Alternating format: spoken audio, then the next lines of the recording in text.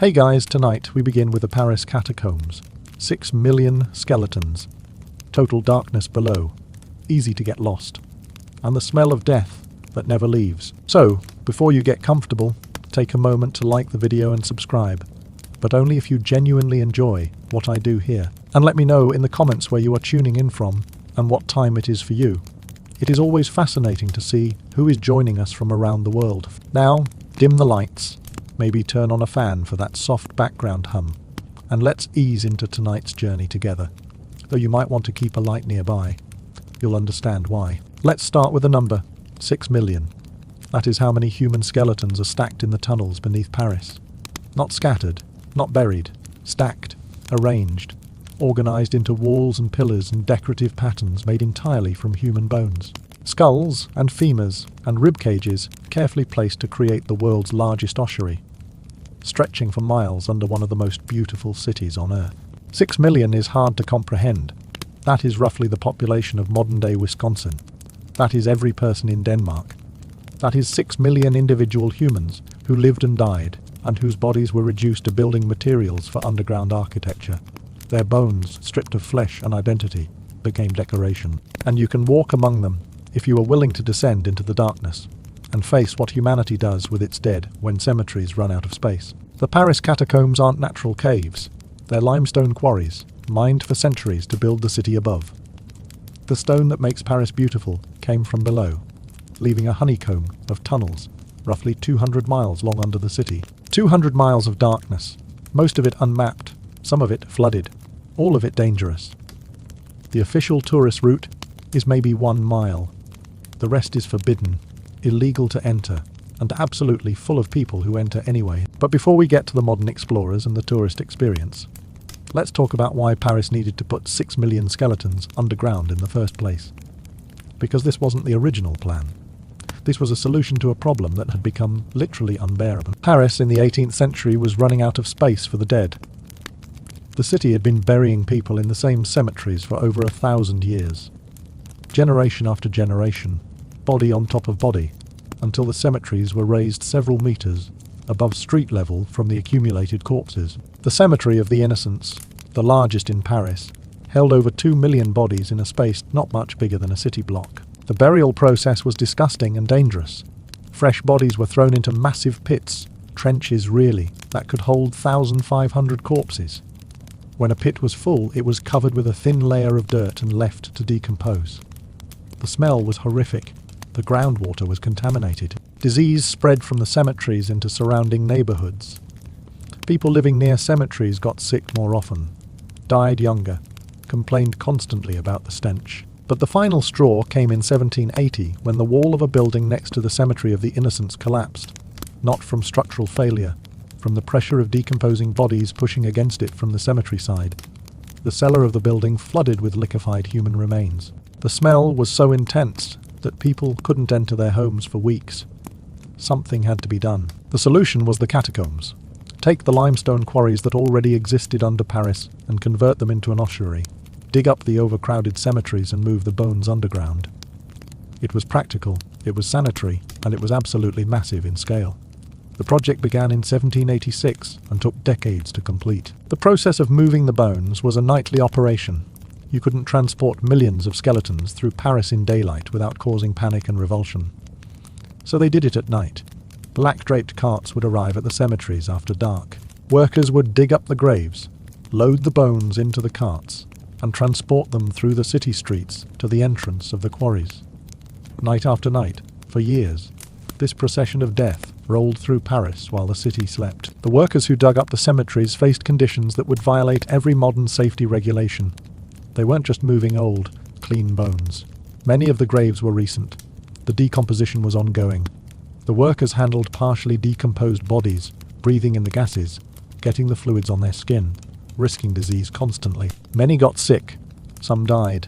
The mortality rate among cemetery workers was high enough that the job was considered a death sentence. Once the bones arrived at the catacombs, they were dumped down shafts into the tunnels below. Just dumped, hundreds of skeletons at a time, falling into the darkness and landing in piles that needed to be sorted and organized. The workers underground had to arrange these bones, deciding which ones to use for walls, which for decoration, which were too damaged to use. They handled millions of individual human bones, each one representing a person who'd lived and died in Paris over 1,000 years of history. The arrangement of the bones wasn't random. The workers, under the direction of Inspector General of Quarries Charles, Axel Guillemot, and later Hundrekat de Thierry, created patterns, walls made of neatly stacked femurs and tibias, with rows of skulls for decoration, pillars made entirely of bones, crosses and hearts, and other shapes, created from human remains. It was artistic, in a macabre way. Functional architecture made from the dead. The inscriptions added to the catacombs were meant to be philosophical and contemplative. Stone plaques with quotes about death and mortality. Arrêtez, CECICL Empire de la Mort. Stop. This is the empire of death. Vous qui entres, ici prie. Pares vous toi fa. Vous savez que vous serez. You who enter here, prepare to see what you will become. The messages were meant to inspire reflection on mortality. They're effective. Standing in a tunnel made of human bones, while reading about your inevitable death, is clarifying about life's temporary nature. But let's talk about the actual experience of entering the catacombs, because the statistics and history don't convey what it feels like to descend into the empire of the dead. The official entrance is a small building at Place Denfert-Rochereau. Unassuming, easy to miss if you didn't know it was there. You buy a ticket, wait in line with tourists clutching cameras, and then you begin the descent. 131 steps down a spiral staircase that gets darker as you go. The temperature drops, the sound of the city fades. You are going down about 20 meters, roughly 65 feet, into the earth. The spiral staircase is narrow, just wide enough for one person. If you are claustrophobic, this is where it starts affecting you. The walls are close. The ceiling is low. The stairs keep spiraling down, and you can't see the bottom, just darkness getting deeper. Your legs start to burn from the descent. You count steps, lose count, count again, and then finally, you reach the bottom. The first section of the catacombs is just tunnels. Long dark corridors carved from limestone. The walls marked with old mining tool marks. The ceiling is low, maybe 6 or 7 feet in most places, lower in others. Tall people have to duck. The floor is uneven, wet in some places from water seeping through the limestone. You walk through these tunnels for what feels like miles, but is probably less than a kilometre, winding deeper into the network, farther from the entrance. The sound in the tunnels is strange. Your footsteps echo. Voices carry oddly, bouncing off the stone walls in ways that make it hard to tell where sound is coming from. Groups of tourists talking sound like they're right next to you, even when they're far ahead or behind. The acoustic properties of the tunnels make everything feel closer, more immediate, more claustrophobic. And then you reach the bones. The transition is sudden. You are walking through empty tunnels, and then you turn a corner, and you are facing a wall of human skulls. Hundreds of them, stacked neatly, eye sockets staring at you. Teeth grinning the universal grin of skulls that makes them look amused by your discomfort. Behind the skulls, more bones. Leg bones, arm bones, ribs, vertebrae, all organized into a solid wall of human remains. The visual impact is overwhelming. Photographs don't capture it. Movies don't convey it. You need to be there, in the tunnels, surrounded by the bones of 6 million people, to understand the scale. The walls of bones stretch in every direction. Every surface is death. You walk through corridors where the walls are made entirely of femurs, stacked like cordwood, with decorative patterns of skulls at regular intervals. The craftsmanship is impressive and horrifying simultaneously. The skulls are the worst part visually. Bones are abstract. Skulls are faces. Skulls have eye sockets that seem to watch you. Skulls have teeth that create expressions. Each skull was a person with a name, a life, thoughts, feelings, relationships. Now they're decorations in an underground tourist attraction. The dehumanization is complete. These were individuals. Now they're patterns. You start noticing variations in the skulls. Different sizes, indicating different ages. Some have teeth, some don't. Some show damage, fractures, holes. Some have abnormalities, evidence of disease or injury. Each variation is a story you'll never know. That skull with the hole in it, battle wound, trepanation, blunt trauma. You'll never know. That person died centuries ago and their story died with them. Only their skull remains, stacked in a wall under Paris. The smell in the catacombs is musty and damp, not the smell of rotting flesh, These bones are centuries old and completely clean, but there is a smell, a combination of mold, limestone, stagnant water, and something else. Maybe it is psychological, but many visitors report smelling something they identify as death. A faint, unpleasant odor that might be real, or might be the brain's response to being surrounded by human remains. The air quality is poor. You're underground. Ventilation is minimal. The air is heavy with moisture, thick with koa from tourists breathing. You can feel it in your lungs after a while, especially if you're walking slowly and breathing deeply. Some people get headaches. Some feel dizzy. The body knows you're in an environment that isn't quite right for living humans. The temperature is constant year, round at about 14 degrees Celsius, roughly 57 degrees Fahrenheit. Cool enough to need a jacket, not cold enough to be painful. But the damp makes it feel colder. The moisture in the air leaches heat from your body gradually. You don't notice it at first, but after 30 minutes or an hour in the tunnels, you are chilled. Your hands are cold. Your nose is cold. You want to get back to warmth and daylight. The lighting in the official tourist route is minimal. Dim electric lights at intervals, creating pools of visibility separated by shadows. The lights are positioned to highlight certain displays, certain walls of bones that are particularly artistic. But large sections are dark, forcing you to use whatever light you brought or rely on the dim ambient glow. The darkness feels intentional, creating atmosphere. But it also creates anxiety. What is in the shadows? More bones, probably. Definitely. But you can't see clearly, so your imagination fills in possibilities. The tourist route is one way. You can't turn around and go back. You can only move forward, deeper into the tunnels, through corridor after corridor of bones, until finally you reach the exit. This creates a psychological pressure. You can't escape backward. Your only option is to continue through the empire of the dead until you emerge. For claustrophobic people, this is torture. The knowledge that you can't retreat, can only advance, makes every step feel heavier. The crowd management is minimal. Too many tourists are allowed in simultaneously, creating bottlenecks where people bunch up, waiting for the group ahead to move. These moments of standing still in the tunnels, surrounded by bones, with dozens of strangers pressed close, are when the anxiety peaks. You want to move. You want to get through, but you can't. You are stuck, underground, in darkness, surrounded by death, waiting for strangers to move so you can continue. Children in the catacombs are fascinating to observe. Young children often don't understand what they're seeing. They point at skulls, ask why there are so many rocks shaped like heads. Older children who understand death but haven't fully internalized mortality often find it exciting rather than frightening. Teenagers oscillate between fascination and discomfort, trying to seem unaffected while clearly being affected. The adults are divided. Some find it profound, some find it creepy, some are bored and just want to finish the tour. The gift shop at the exit sells skull, themed merchandise, which feels both appropriate and deeply weird. You've just walked through miles of real human remains, contemplated mortality and death, felt the weight of 6 million lives reduced to bones, and now you can buy a keychain shaped like a skull. The commercialization of death, turning tragedy and history into profit, is uncomfortable, but unavoidable in modern tourism. But the official tourist route is sanitized, controlled, safe. It represents maybe 1/200th of the actual catacombs. The rest, the vast network of tunnels that extend for hundreds of miles under Paris, is where the real stories happen. And those stories are darker, stranger, and far more dangerous. The illegal explorers of the catacombs call themselves cataphiles. They enter through secret entrances scattered throughout Paris.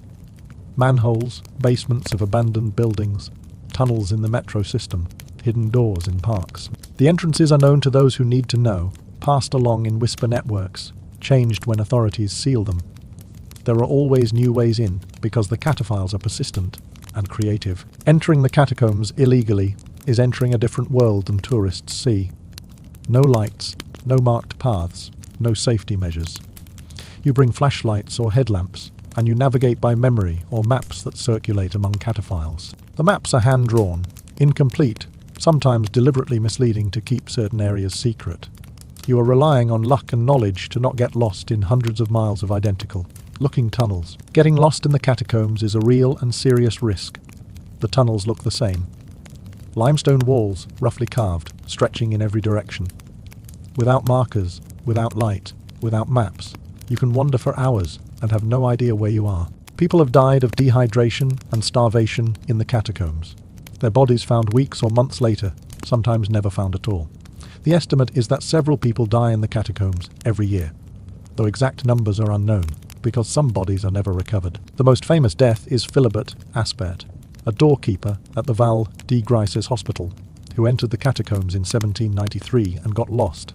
His body was found 11 years later, in 1804, identified by his key ring. He died of starvation and dehydration, probably within days of entering, unable to find his way out despite being relatively close to an exit.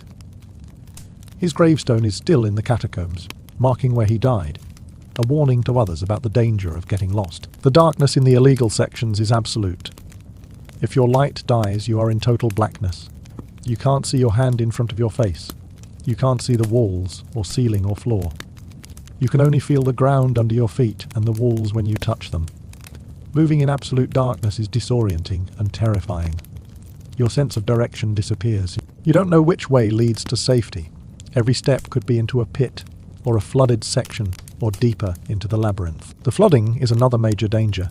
Some sections of the catacombs are flooded, water from the sea and from rain seeping through the limestone. The water level varies with seasons and rainfall. A tunnel that is dry in summer might be waist, deep in water in spring. The water is cold and filthy, potentially toxic from centuries of seepage and contamination. People have drowned in the flooded sections, disoriented in darkness, unable to find their way back to air. The cataphiles who explore regularly develop knowledge of the safe routes, the dangerous areas, the seasonal flooding patterns. They create communities, organizing underground parties in larger chambers, building art installations, painting murals on the walls. The illegal catacombs contain an entire alternative culture, a subterranean society of people who reject the surface world's rules and create their own domain in the tunnels of the dead. The parties in the catacombs are surreal. Cataphiles will carry in sound systems, generators, lights, alcohol, sometimes drugs. They'll set up in a large chamber, decorate it, and spend hours partying underground, surrounded by bones. The music echoes through the tunnels, attracting other cataphiles who converge on the party. The authorities can't easily stop these parties because reaching them requires navigating miles of tunnels. And by the time police arrive, the cataphiles have scattered into the maze. The art in the illegal sections is extensive and varied. Murals painted on walls, sculptures made from found materials, installations that transform sections of tunnels into galleries. Some of the art is beautiful, some is disturbing. All of it is unauthorized, technically vandalism, but also genuinely creative use of a space that would otherwise sit empty and dark. The catacombs as canvas has attracted artists for decades, creating an underground museum that changes constantly as new art is added and old art decays. The Nazi bunker is one of the stranger features of the illegal catacombs. During World War II, the German occupiers built bunkers in the catacombs, using the tunnels for storage and as shelters during Allied bombing. Some of these bunkers still exist, concrete reinforced rooms in the limestone tunnels, swastikas still visible on walls, rusted equipment left behind. Finding a Nazi bunker while exploring the catacombs is jarring, a reminder that these tunnels have been used for various purposes throughout history. The French resistance also used the catacombs during the occupation, creating hidden bases where they could meet, store weapons, plan operations. The catacombs provided cover from German patrols and surveillance, a safe space under enemy-controlled Paris. Some of the resistance hiding spots are still identifiable, marked with graffiti or distinctive modifications to the tunnels. The layers of history in the catacombs are literal and dense, centuries of human activity stacked on top of each other. The police patrol the catacombs, a specialized unit called the cataflics. They know the tunnels, they know where cataphiles congregate, and they patrol regularly to catch illegal explorers. Getting caught means a fine, confiscation of equipment, and being escorted out. The cataflics are generally respectful but firm. They understand the appeal of the catacombs but enforce the law anyway.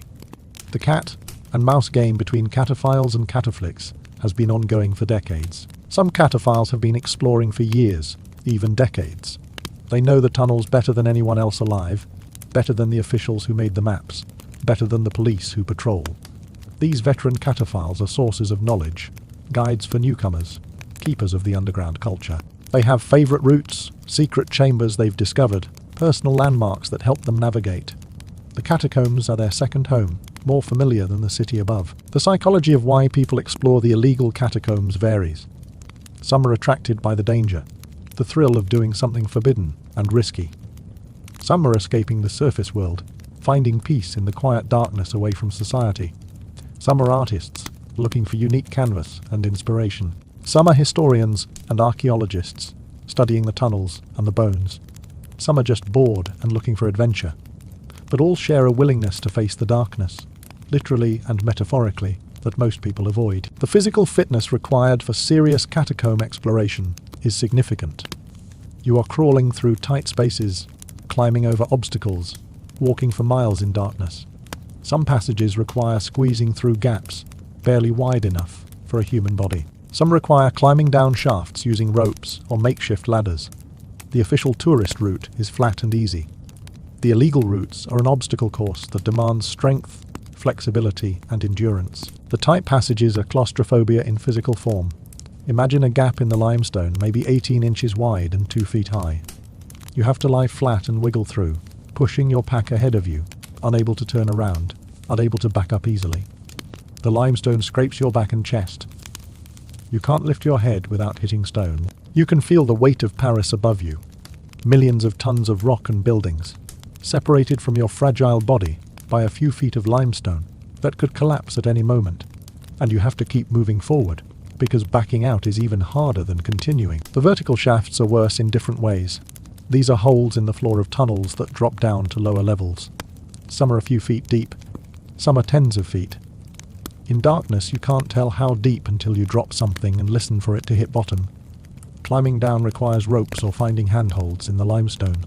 Climbing back up is exhausting. One wrong move, one handhold breaking loose, and you fall into darkness with no idea what you'll land on. The bones in the illegal sections are different from the tourist areas.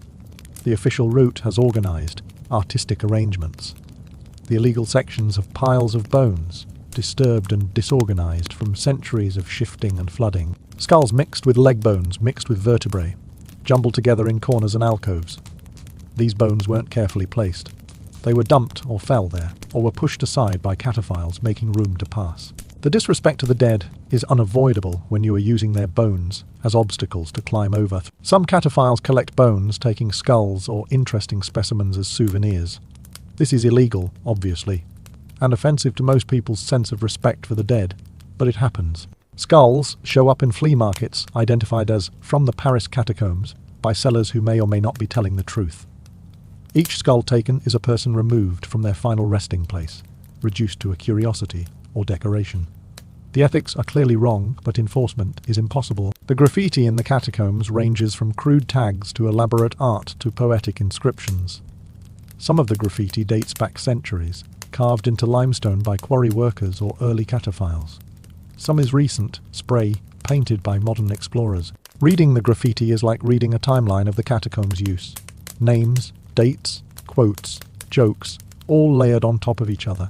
Some is profound, some is juvenile. All of it is human marks in a space of death, life insisting on being noticed, even underground. The shrines are particularly eerie. Cataphiles and tourists alike create small shrines in the catacombs, leaving candles, flowers, photographs, personal items. Some shrines are memorials to specific people. Some are offerings to the dead generally, showing respect or asking for protection. Some are just decorative. But walking past a shrine in the darkness, seeing fresh flowers among centuries, old bones, creates a moment of connection to other humans who've been here, who've felt what you are feeling, who've also needed to mark the space somehow. The acoustic phenomena in the catacombs are strange and sometimes frightening. Sound carries in unexpected ways. You'll hear voices clearly and assume they're close, but they're hundreds of meters away in a different tunnel. The sound travelling through the network in ways that defy normal acoustics. You'll hear dripping water that sounds like footsteps. You'll hear wind through cracks that sounds like breathing. Your brain, primed for danger in the darkness, interprets these sounds as threats. Every noise could be danger. Usually it is not, but the could be keeps you on edge. The feeling of being watched in the catacombs is common and probably psychological.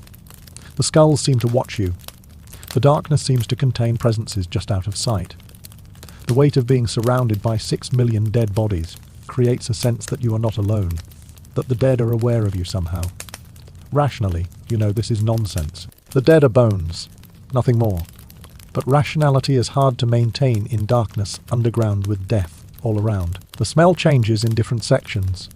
The official route smells like tourist must and limestone. The illegal sections smell different depending on location. Some smell like the scene, fishy and wet. Some smell like rot, organic matter decomposing somewhere nearby.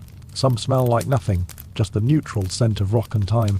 The smell is one of the key sensory markers cataphiles use to navigate, recognizing areas by how they smell as much as how they look. The temperature variations throughout the catacombs create microclimates. Most of the tunnels stay constant around 14 degrees Celsius. But some sections are colder, air flowing in from surface vents. Some are warmer, possibly from geothermal heat or proximity to metro tunnels. Some are humid, almost steamy from standing water. Some are dry and dusty. These variations help with navigation, but also create discomfort, your body constantly adjusting to changing condition. The wildlife in the catacombs is limited but present. Rats are common, thriving on organic material that makes its way underground.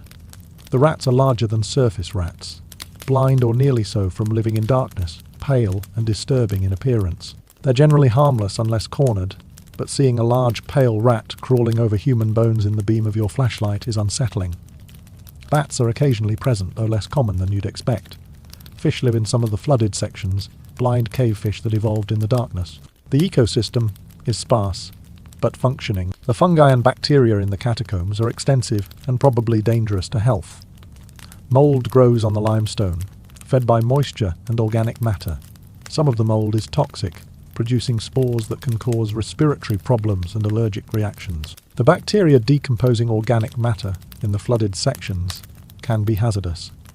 Long-term cataphiles sometimes develop respiratory issues from spending hours breathing catacomb air full of spores and bacteria. The structural instability of the catacombs is an ongoing concern.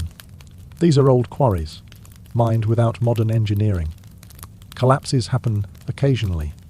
A section of tunnel will cave in, blocking passages or creating new hazards. The authorities try to reinforce dangerous sections, installing concrete pillars and supports in areas under heavy buildings.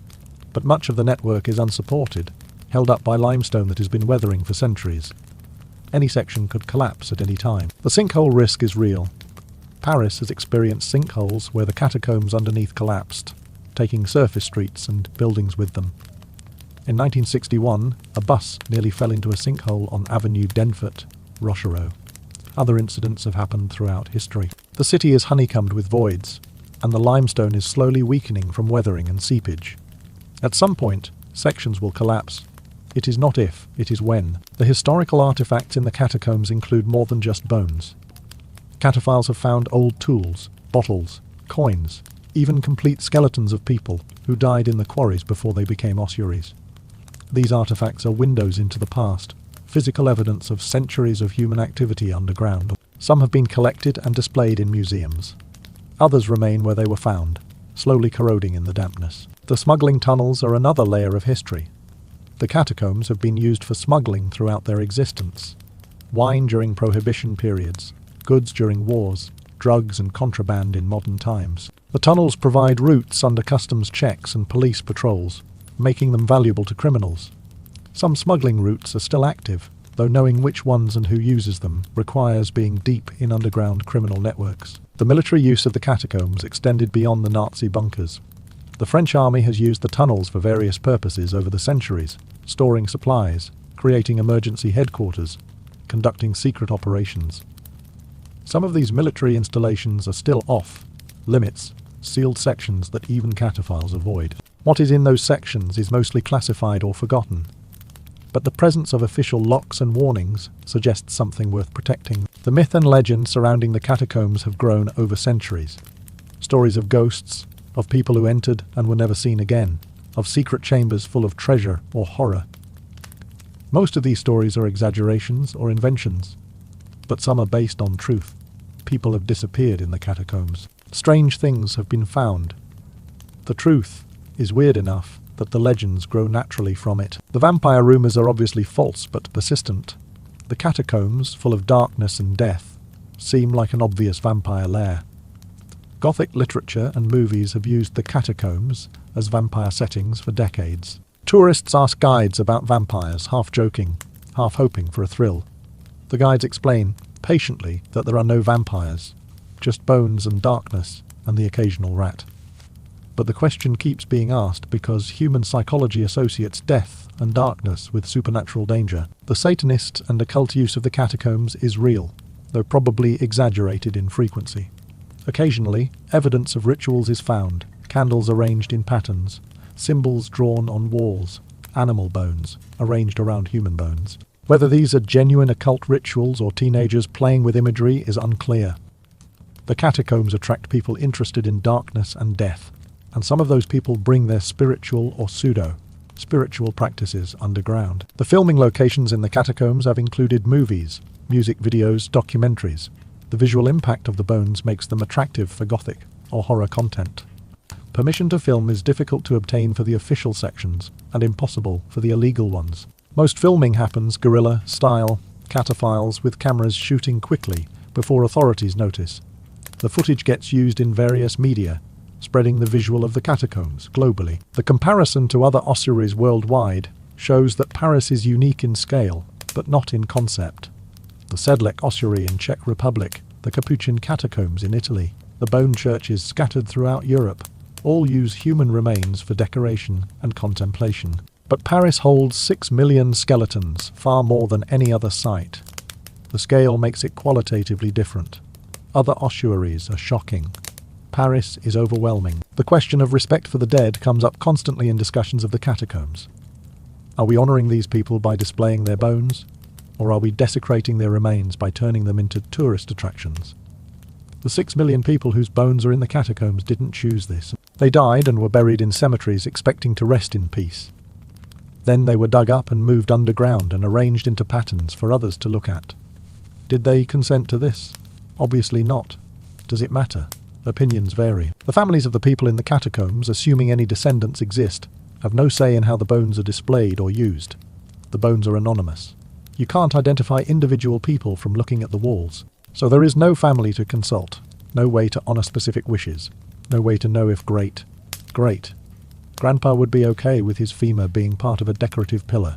The anonymity provides administrative simplicity, but removes personhood from the dead. The tourist experience versus the cataphile experience are so different, they're almost separate phenomena. Tourists spend an hour walking a controlled route, take photos, buy souvenirs, leave. Cataphiles spend hours or days navigating unmapped tunnels, face real dangers, engage deeply with the space. Tourists consume the catacombs as entertainment. Cataphiles live the catacombs as experience. Neither is wrong, but they're incompatible worldviews of what the catacombs are for. The economic impact of catacomb tourism is significant for Paris. Hundreds of thousands of tourists visit annually, paying admission, supporting surrounding businesses, staying in hotels, eating in restaurants. The catacombs are a draw for a specific type of tourist, the one interested in dark history and macabre sights. Removing access would eliminate revenue and disappoint a significant tourist demographic. So the bones stay accessible. Capitalism built on top of death. The maintenance of the catacombs is ongoing and expensive. The tunnels need reinforcement to prevent collapse. The bones need preservation to prevent decay. The lighting and safety systems need updating. The staff need salaries. All of this costs money that comes from admission fees and government funding. The catacombs are a financial burden that is justified by historical and cultural value plus tourism revenue. The future of the catacombs is uncertain. Climate change affecting water tables could increase flooding. Structural deterioration could make sections unstable. Increased tourism could accelerate decay from human contact and breath. At some point, decisions will need to be made about how to preserve the space, whether to restrict access further, whether to invest in major restoration, or let nature reclaim the tunnels. The bones will last centuries more at least. The question is whether humans will be able to visit them, or whether the catacombs will return to darkness and abandonment. The symbolism of the catacombs has been interpreted in countless ways. As memento mori, reminder of death. As egalitarian, all skeletons equal regardless of who they were in life. As absurdist, the ultimate pointlessness of existence, reduced to bones in walls. As beautiful, the aesthetic arrangement of remains creating art from death, as horrifying, the desecration of millions for spectacle. All of these interpretations are valid because the catacombs contain enough complexity to support multiple readings. The comparison to other forms of displaying the dead, like mummies in museums or bodies in medical schools, raises questions about what is acceptable treatment of human remains. Why is it okay to display Egyptian mummies, but weird to display Parisian skeletons? What makes one educational and the other macabre? The answer is usually cultural context and time distance, but the logic doesn't hold up to scrutiny. All use of dead bodies for display without consent is ethically questionable. The experience of visiting the catacombs changes people in small ways. You think about death differently after walking through 6 million skeletons. Your own mortality becomes more real, less abstract. The inevitability of your body's decay becomes tangible in a way that no amount of reading or thinking can match. Whether this is valuable existential education or just depressing tourist experience depends on individual psychology and philosophy. And here is what really stays with you after visiting the catacombs. It is the skulls. It's not the vast numbers. Those become abstract. Not the artistic arrangements. Those become aesthetic. It is the individual skulls, the ones you pause at and really look at. That one with the crooked teeth. That one with the asymmetrical eye sockets. That one with the damage that tells a story of pain before death. Each of those was a person. Someone loved them. Someone mourned them. Someone remembered them. And now they're an anonymous bone in a wall under Paris. Their story lost. Their identity erased. Their humanity reduced to calcium phosphate arranged for tourists to photograph. That is the real horror of the catacombs. Not supernatural. Not danger. Not darkness. It is the obliteration of identity. 6 million people who lived and loved and suffered and died. And now they're just bones. Decoration. Tourist attraction. Anonymous death, stacked in tunnels, under a beautiful city that is forgotten they ever existed as individuals. We've turned them into the empire of death, and we charge admission. Now let's talk about specific incidents in the catacombs, because while the bones are the main attraction, the real stories are about the living people who've entered, and what happened to them. Some of these stories are documented, some are urban legends, but all of them tell you something about what happens when humans enter spaces built from death. The most famous incident is Philibert Aspert, already mentioned, but his story deserves deeper examination. In November 1793, during the French Revolution, Aspert was working as a doorkeeper at Val de Grâce Hospital. The hospital had access to the catacombs through its cellars, a common feature of many buildings in that area of Paris. Aspert decided to explore, possibly looking for the hospital's wine cellar, which was rumoured to be accessible through the tunnels. He took a candle and entered alone. He got lost almost immediately. The tunnels near Val de Grâce are a maze identical, looking passages branching in every direction. Without markings, without maps, with only a candle for light, Aspert wandered. The candle would have lasted maybe a few hours. When it died, he was in total darkness. He probably tried to feel his way along the walls, but in absolute blackness, direction becomes meaningless. He walked in circles, growing more disoriented, more desperate, more exhausted. Death from dehydration takes about 3 to 5 days depending on activity level and temperature. In the cool, damp catacombs, maybe 4 days. Aspert spent 4 days dying alone in total darkness. Thirst would have driven him mad. The sound of dripping water in the tunnels would have been torture, water everywhere, but unable to find it or knowing it was contaminated and dangerous to drink. His throat would have swelled. His tongue would have thickened. His thoughts would have become confused and hallucinatory. When his body was found 11 years later, it was remarkably preserved by the cool, dry conditions. His clothing was intact. His keyring was still on his belt, identifying him. He was lying in a tunnel not far from where he'd entered, close enough that if he'd known which direction to walk, he could have been out in 30 minutes. But in darkness, that close might as well have been miles. He died within reach of safety that he couldn't find. The psychological horror of Aspert's death is profound. 4 days knowing you were going to die. 4 days in darkness. 4 days in darkness. 4 days alone with only your thoughts and the slow failure of your body. No hope of rescue because no one knows where you are. No way to communicate your location, even if people were searching. Just darkness and the certainty of death approaching. That is what getting lost in the catacombs means. The modern deaths in the catacombs are less documented but still occur. In 2017, 2 teenagers entered the catacombs illegally through a metro tunnel entrance. They got separated from their group, couldn't find their way back and wandered for 3 days before being found by cataphiles who heard them calling for help. They survived, but barely, dehydrated and hypothermic. Their rescuers described them as nearly catatonic from fear and exhaustion. The body found in 2004 was never identified. Cataphiles exploring a rarely visited section found human remains that were fresh, maybe weeks old. The person had died of unknown causes, possibly injury from a fall, possibly medical emergency, possibly dehydration. The body was too decomposed for easy identification. No missing person reports matched. The person entered the catacombs, died alone, and was found by strangers who'd never know their name. The police investigated briefly, found no evidence of foul play, and closed the case. Another anonymous death in the Empire of the Dead. The suicides in the catacombs happen occasionally.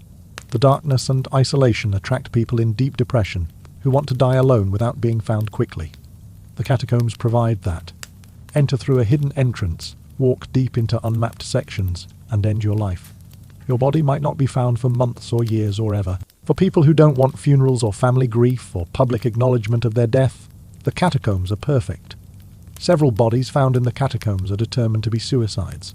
People who chose to become part of the 6 million permanently. The murder in the catacombs in 1980s was never officially solved, but is whispered about in cataphile communities.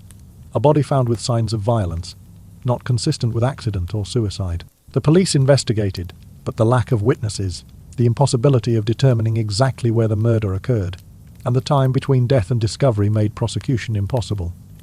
The theory is that it was a conflict between cataphiles, a fight that went too far, the body left in the tunnels to avoid discovery. But proof was never found, and the case remains open. The assaults in the catacombs, particularly sexual assaults, are underreported because victims are usually engaged in illegal activity and don't want to involve police. The darkness and isolation create opportunities for predators. Women exploring alone or in small groups face risks that men don't. The cataphile community tries to self-police, warning about known dangerous individuals, creating informal safety networks. But enforcement is impossible in hundreds of miles of unmapped tunnels where anyone can hide. The injuries in the catacombs range from minor to severe. Ankle sprains from uneven ground, head injuries from low ceilings, cuts from sharp limestone, broken bones from falls, burns from spilled fuel or candle accidents. Most injuries aren't reported because reporting means admitting illegal entry. People treat injuries themselves or seek medical help while lying about how they occurred. The actual injury rate in the catacombs is unknown, but certainly higher than official statistics suggest. The respiratory infections from catacomb air are common among regular cataphiles. Breathing mold spores and bacteria for hours causes problems. Chronic cough, difficulty breathing, reduced lung capacity. Some cataphiles develop serious conditions like chronic bronchitis or fungal lung infections. The medical community in Paris is familiar with catacomb lung, unofficial diagnosis for respiratory problems clearly caused by underground exploration. The psychological effects of catacomb exploration vary by individual. Some people find it peaceful, meditative, a retreat from the chaos of surface life. Others develop anxiety, claustrophobia, fear of darkness that persists after they exit. The experience of being underground surrounded by bones affects different brains differently. Most people handle it fine. Some are permanently changed, unable to enter enclosed spaces without panic. The addiction to catacomb exploration is real for some cataphiles. The thrill of danger, the beauty of darkness, the community of fellow explorers, all create powerful pull.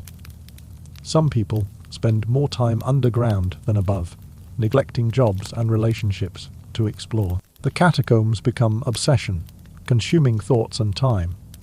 Like any addiction, it damages lives while providing temporary satisfaction that makes stopping difficult. The cataphile community hierarchies are informal but real. Veteran explorers have status and authority based on knowledge and experience. Newcomers defer to them, ask for guidance, follow their lead. The status isn't official, just social recognition that some people know the tunnels better than others. Breaking the community norms, like vandalizing art or stealing bones, or bringing unwanted attention from police, results in ostracism. The territorial disputes among cataphile groups are usually resolved peacefully but occasionally escalate. Different groups claim different sections of the catacombs, considering them personal territory. New groups entering claimed territory can cause conflict. Usually this resolves through negotiation and agreement about shared use. Rarely, it escalates to sabotage or violence, one group destroying another's installations or forcing them out through intimidation. The relationship between cataphiles and cataflix is complex. The police know many of the regular cataphiles by sight. The cataphiles know which cops are reasonable versus hard-ass. There is mutual respect underlying the enforcement. The cops understand the appeal of the catacombs. The cataphiles understand the cops are doing their jobs. When caught, cataphiles usually comply peacefully, accepting fines and confiscation as cost of the hobby. Resistance is rare because escalation benefits no one. The tourist guides who lead official tours are usually former or current cataphiles. They know the illegal sections they've explored extensively. They're qualified to discuss the catacombs beyond the script, but they can't share too much, can't encourage illegal exploration, must maintain the official narrative that the tourist route is the only safe access. The cognitive dissonance of leading tourists through sanitized experience while knowing the real catacombs are elsewhere creates frustration for many guides. The mapping of the catacombs has been ongoing for centuries, but remains incomplete.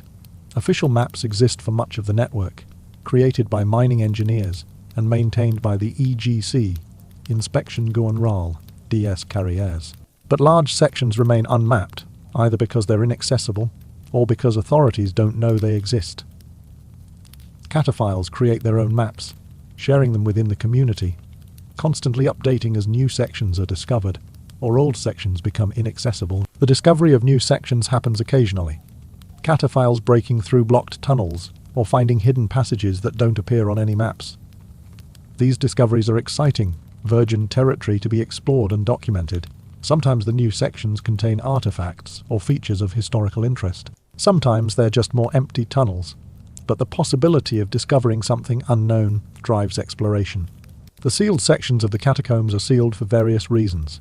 Some are structurally unsafe, at risk of collapse. Some are contaminated with toxic materials from industrial use. Some contain sensitive military or government installations. Some are sealed to protect particular features from vandalism. The seals range from simple walls to locked metal gates to concrete barriers. Cataphiles bypass many seals, seeing them as challenges rather than deterrents. The connections between catacombs and metro tunnels exist throughout the network. The metro was built through the limestone in many areas, intersecting catacomb tunnels. Some connections were sealed during metro construction. Others remain accessible, providing entry points for cataphiles willing to risk metro security and the danger of trains. Exploring near metro lines requires timing movements between trains and avoiding detection by metro staff. The sewer connections are another way to access catacombs, though less popular because sewer conditions are disgusting. Paris sewers intersect catacomb tunnels in several locations.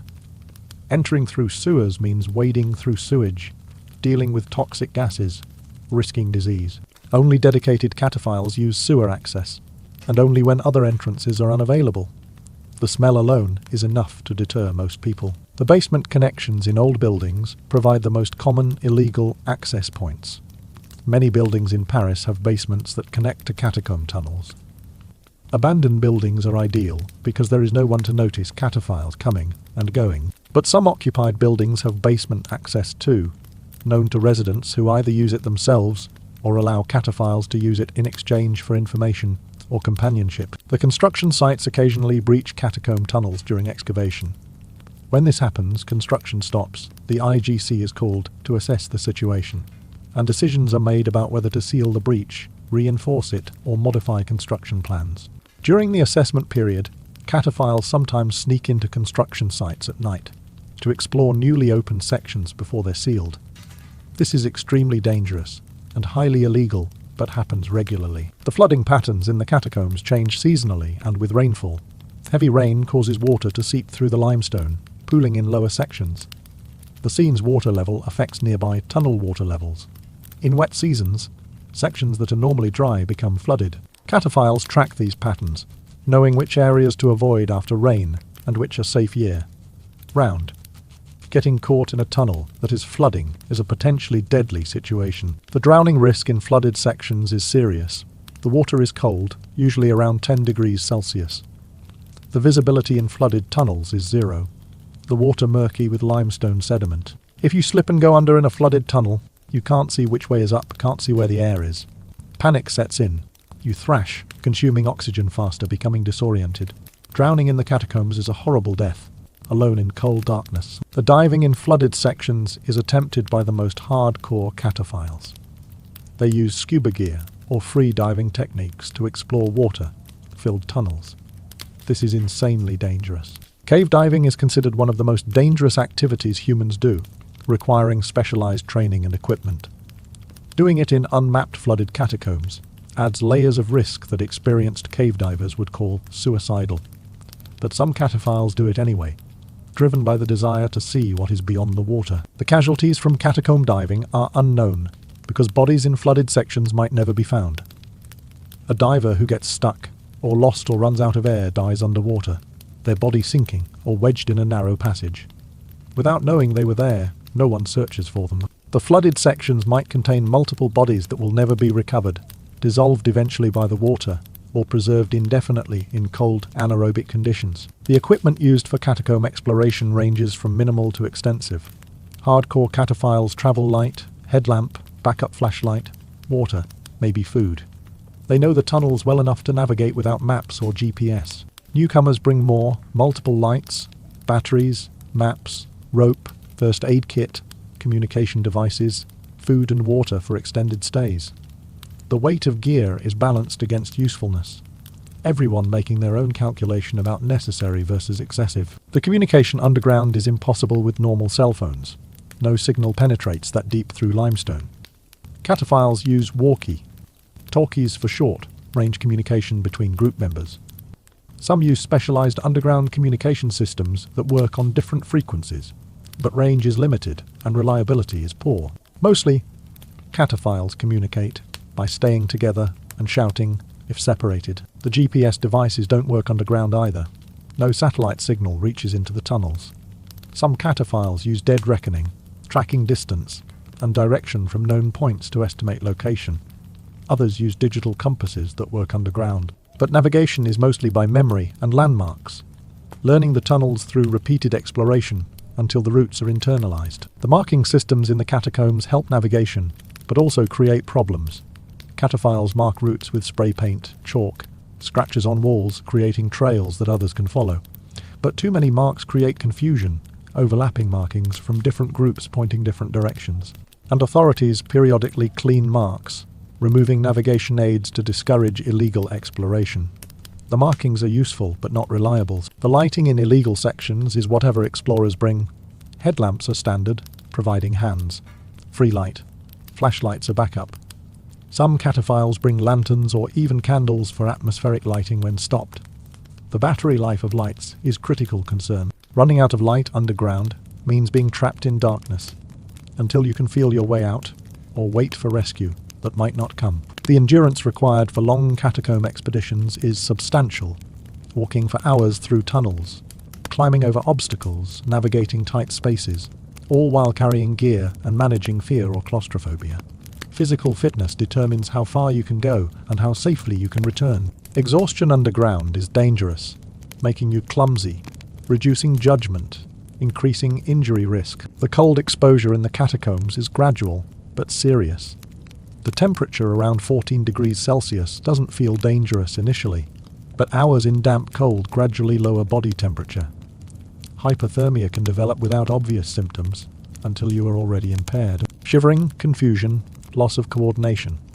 These symptoms in the tunnels mean you need to get to warmth immediately, but getting out takes time, and hypothermia impairs the ability to navigate or make good decisions. The dehydration risk is often underestimated because the cool temperature doesn't make you feel thirsty, but you are breathing dry air, exerting yourself physically, sweating, despite the cool. Dehydration develops slowly, causing headache, dizziness, impaired judgment. Carrying sufficient water for long explorations means carrying weight, but not carrying enough means risking serious problems. The hunger is less immediate than thirst, but still relevant for long expeditions. Some cataphiles spend 12, 24, even 48 hours underground, exploring distant sections or attending multi-day underground events. Food provides energy and morale, but carrying enough food for extended stays adds weight and requires planning. Energy bars, dried fruit, anything non-perishable and calorie-dense. The toilet situation underground is primitive and awkward. No toilets exist in the illegal sections. Cataphiles urinate in corners or specific areas, designated as piss spots by community convention. Defecation is avoided if possible, but for long expeditions people use plastic bags to pack out waste, or find remote corners far from travelled routes. The lack of sanitation is accepted reality of underground exploration. The hygiene in general deteriorates during catacomb expeditions. You can't wash hands, you can't brush teeth. You touch limestone and bones and then eat with those same hands. The dirt and limestone dust gets into everything, under fingernails, in hair, on clothes.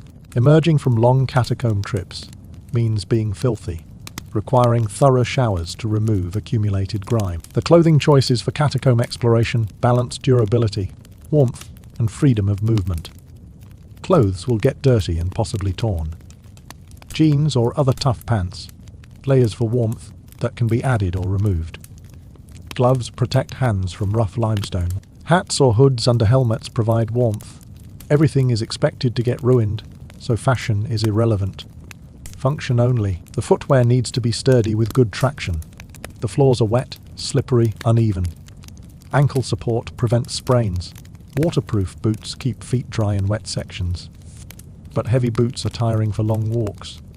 The balance between protection and weight is personal preference. Some cataphiles wear light shoes, accepting wet feet as unavoidable.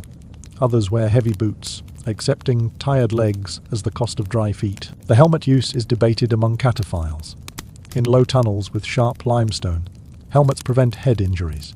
But they're uncomfortable, heavy, awkward.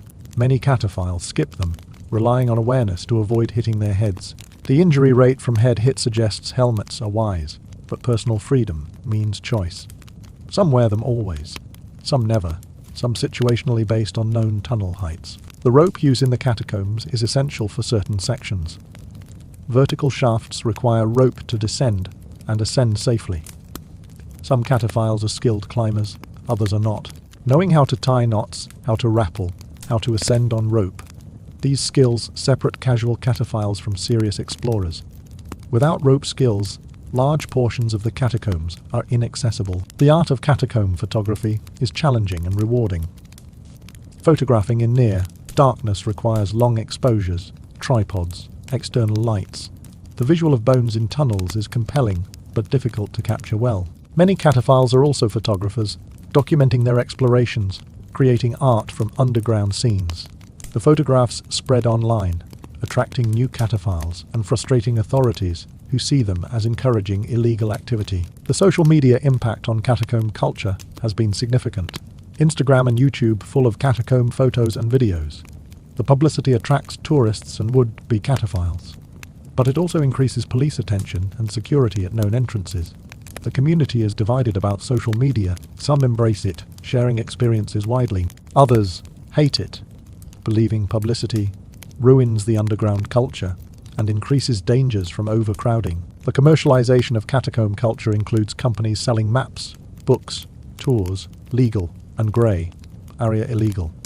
The profiting from underground community knowledge creates resentment among cataphiles, who believe the information should be free and the culture shouldn't be commercialized. But capitalism is inevitable when demand exists, and demand for catacomb access is high among certain demographics. The age range of cataphiles spans from teenagers to retirees. The younger crowd seeks adventure and rebellion. The middle-aged seek escape from daily stress. The older cataphiles are often historians or long-time explorers continuing decades-long relationships with the tunnels. Each age group brings different motivations and perspectives to the shared space. The gender ratio in cataphile communities is skewed male, but women are present and active. Women face additional risks in the form of harassment or assault, but also find community and adventure underground. Some women form all-female exploration groups for safety and solidarity. The gender dynamics mirror surface society, but underground provides some escape from normal social constraints. The international nature of cataphile community includes explorers from around the world visiting Paris, specifically to explore the catacombs. The tunnels attract people interested in urban exploration, abandoned spaces, dark history. Paris cataphiles serve as guides for international visitors, sharing knowledge and access in exchange for cultural exchange and companionship. The comparison to other urban exploration sites worldwide shows that Paris catacombs are unique, but part of larger urbex culture. Abandoned buildings, subway tunnels, industrial ruins, all attract similar demographics for similar reasons. The desire to explore forbidden spaces, to see what is hidden, to experience danger and beauty in decay. This drives urban explorers everywhere. The philosophical meaning of catacomb exploration varies individually. For some it is purely recreational, adventurous fun. For others it is spiritual, connecting with death and mortality. For some it is political, rejecting authority and social norms. For others it is aesthetic, appreciating beauty and darkness. The catacombs mean different things to different people, all valid within individual contexts. The question of why people explore the catacombs illegally when official tours exist has no single answer. The official tour is sanitized, controlled, safe. The illegal exploration is authentic, dangerous, free.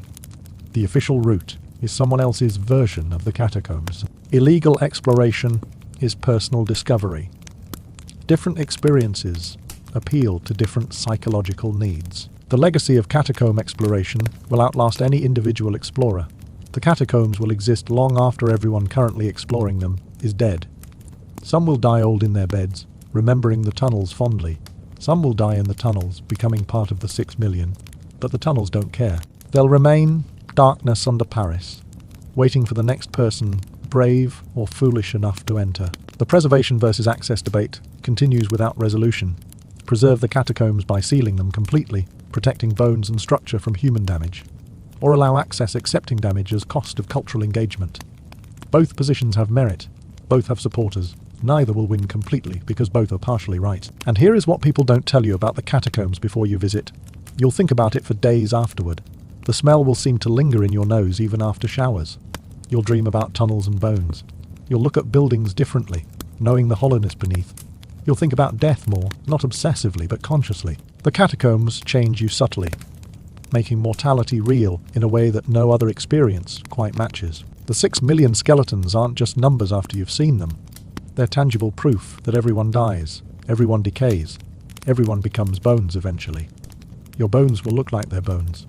Your skull will grin the same death grin. The catacombs strip away the comfortable distance we maintain from death, forcing confrontation with physical reality of our future corpses.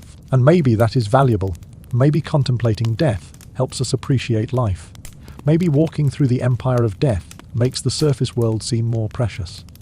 Or maybe it is just depressing tourism, rubber necking at death for entertainment. The meaning you find is the meaning you bring. The catacombs are bones and darkness. Everything else is interpretation. But the bones are real. The darkness is real. 6 million people who lived and breathed and thought and felt, reduced to calcium arrangements in tunnels under a city that barely remembers they existed. They were bakers and soldiers and children and prostitutes and priests and thieves. They fell in love. They raised families. They suffered and celebrated and experienced the full range of human emotion. And now they're this. Anonymous bones in walls. That is the Paris catacombs. Not supernatural, not mystical.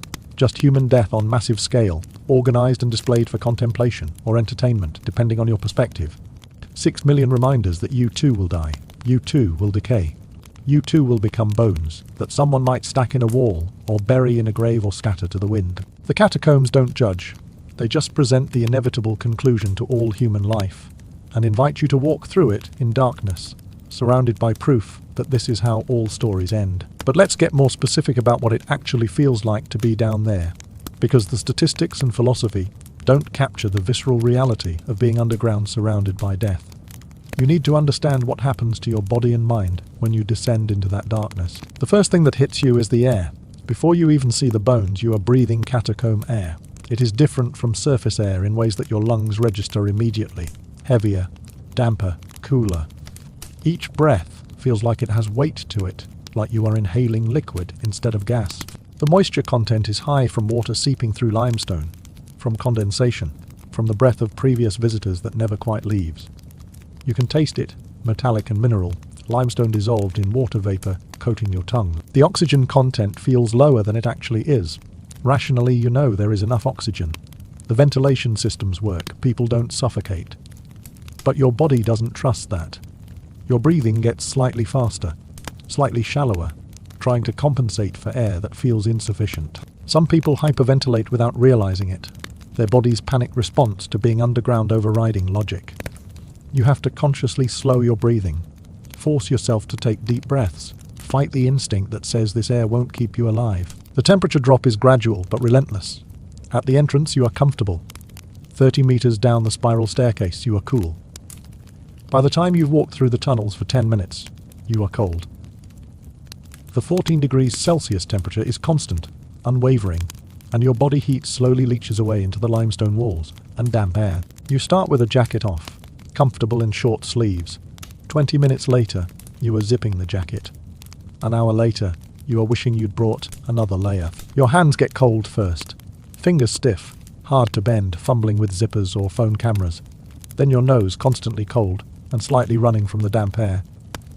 Your ears under any hat you brought.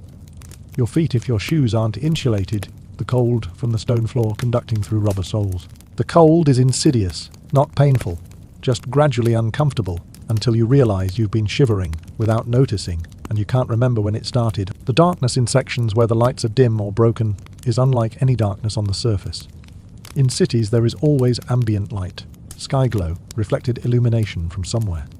Even in rural areas your eyes adjust and starlight provides minimal vision. In the catacombs, when the lights fail or in sections between bulbs, the darkness is absolute and disorienting. Your eyes stay wide open, searching for any photon to process, and finding nothing. You lose depth perception completely. You can't tell if the space ahead is 1 meter.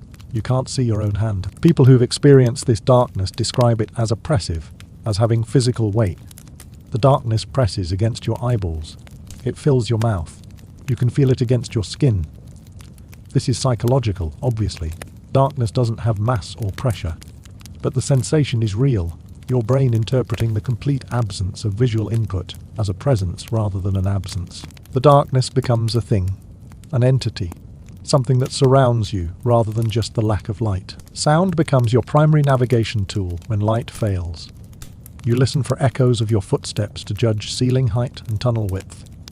You listen for dripping water to avoid puddles.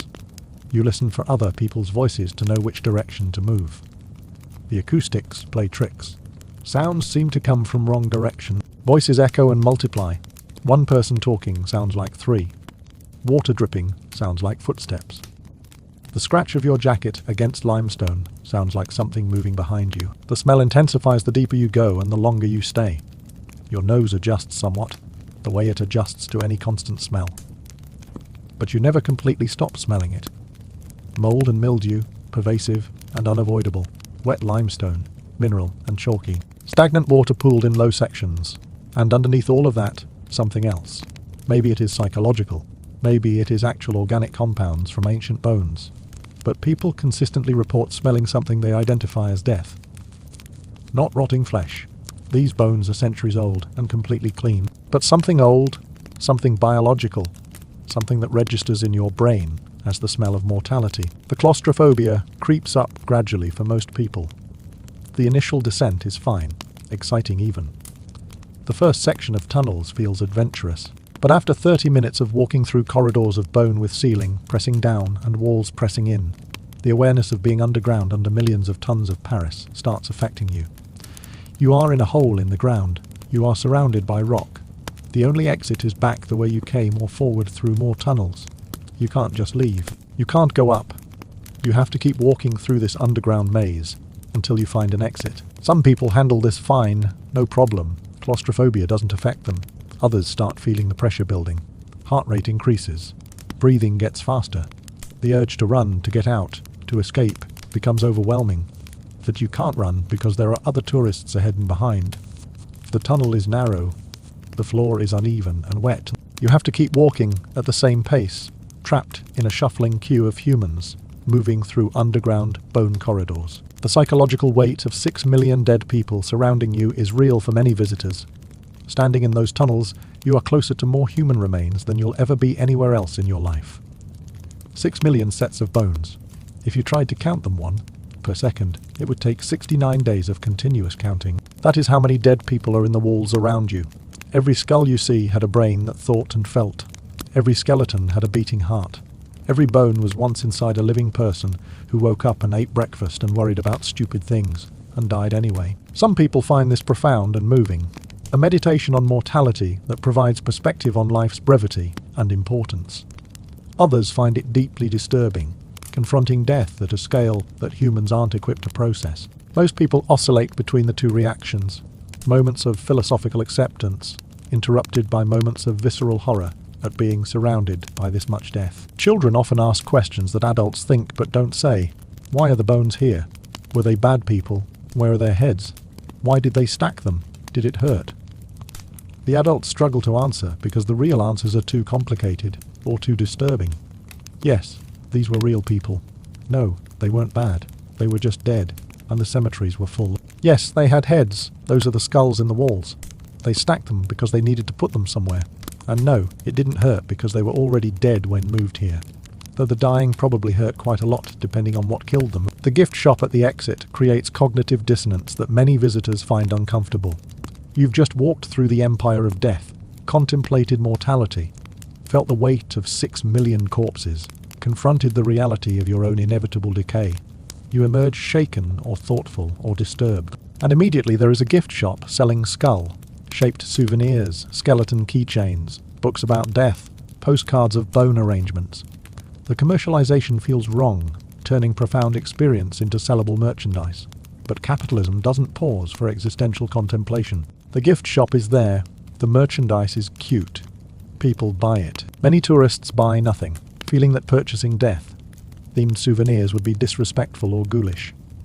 Others buy items precisely because they want physical reminders of the experience, something to help them remember and process what they saw. The best sellers are books and postcards, items that feel educational or documentary, rather than purely commercial. The skull-shaped items sell too, but mostly to teenagers who think they're cool or to people with gothic aesthetics, who collect such things anyway. The psychological aftermath of visiting varies dramatically by individual.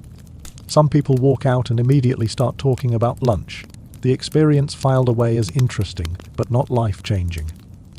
Others are quiet for hours, processing what they saw, not ready to talk about it. Some never want to return. Some become fascinated and research the catacombs obsessively, reading everything available, watching documentaries, considering joining the cataphiles for illegal exploration. The dreams are common. People report dreaming about tunnels, about bones, about being lost underground, about skulls watching them. Usually these dreams fade after a few days. Sometimes they persist, recurring nightmares of being trapped in dark tunnels, with death all around. Therapists in Paris are familiar with catacomb-triggered anxiety. Tourists who visited and then couldn't stop thinking about it, couldn't shake the feeling of being underground, couldn't forget the skulls. But here is what the official tour doesn't show you, what you miss by staying on the sanitized safe route. The real catacombs. The vast unmapped sections where cataphiles explore are exponentially more intense than the tourist version. Everything you felt in the official section, multiply it by 10. The darkness is darker. The danger is real. The bones are everywhere, not artfully arranged, but jumbled and scattered. The sense of being in a place humans shouldn't be is overwhelming. Imagine entering through a maintenance hole in a random Paris street at midnight. You climb down a ladder into darkness, already committing a crime, already risking a fine and arrest. You drop into a tunnel with no lights, only your headlamp and flashlight. The tunnel stretches in two directions, both looking identical, both disappearing into blackness.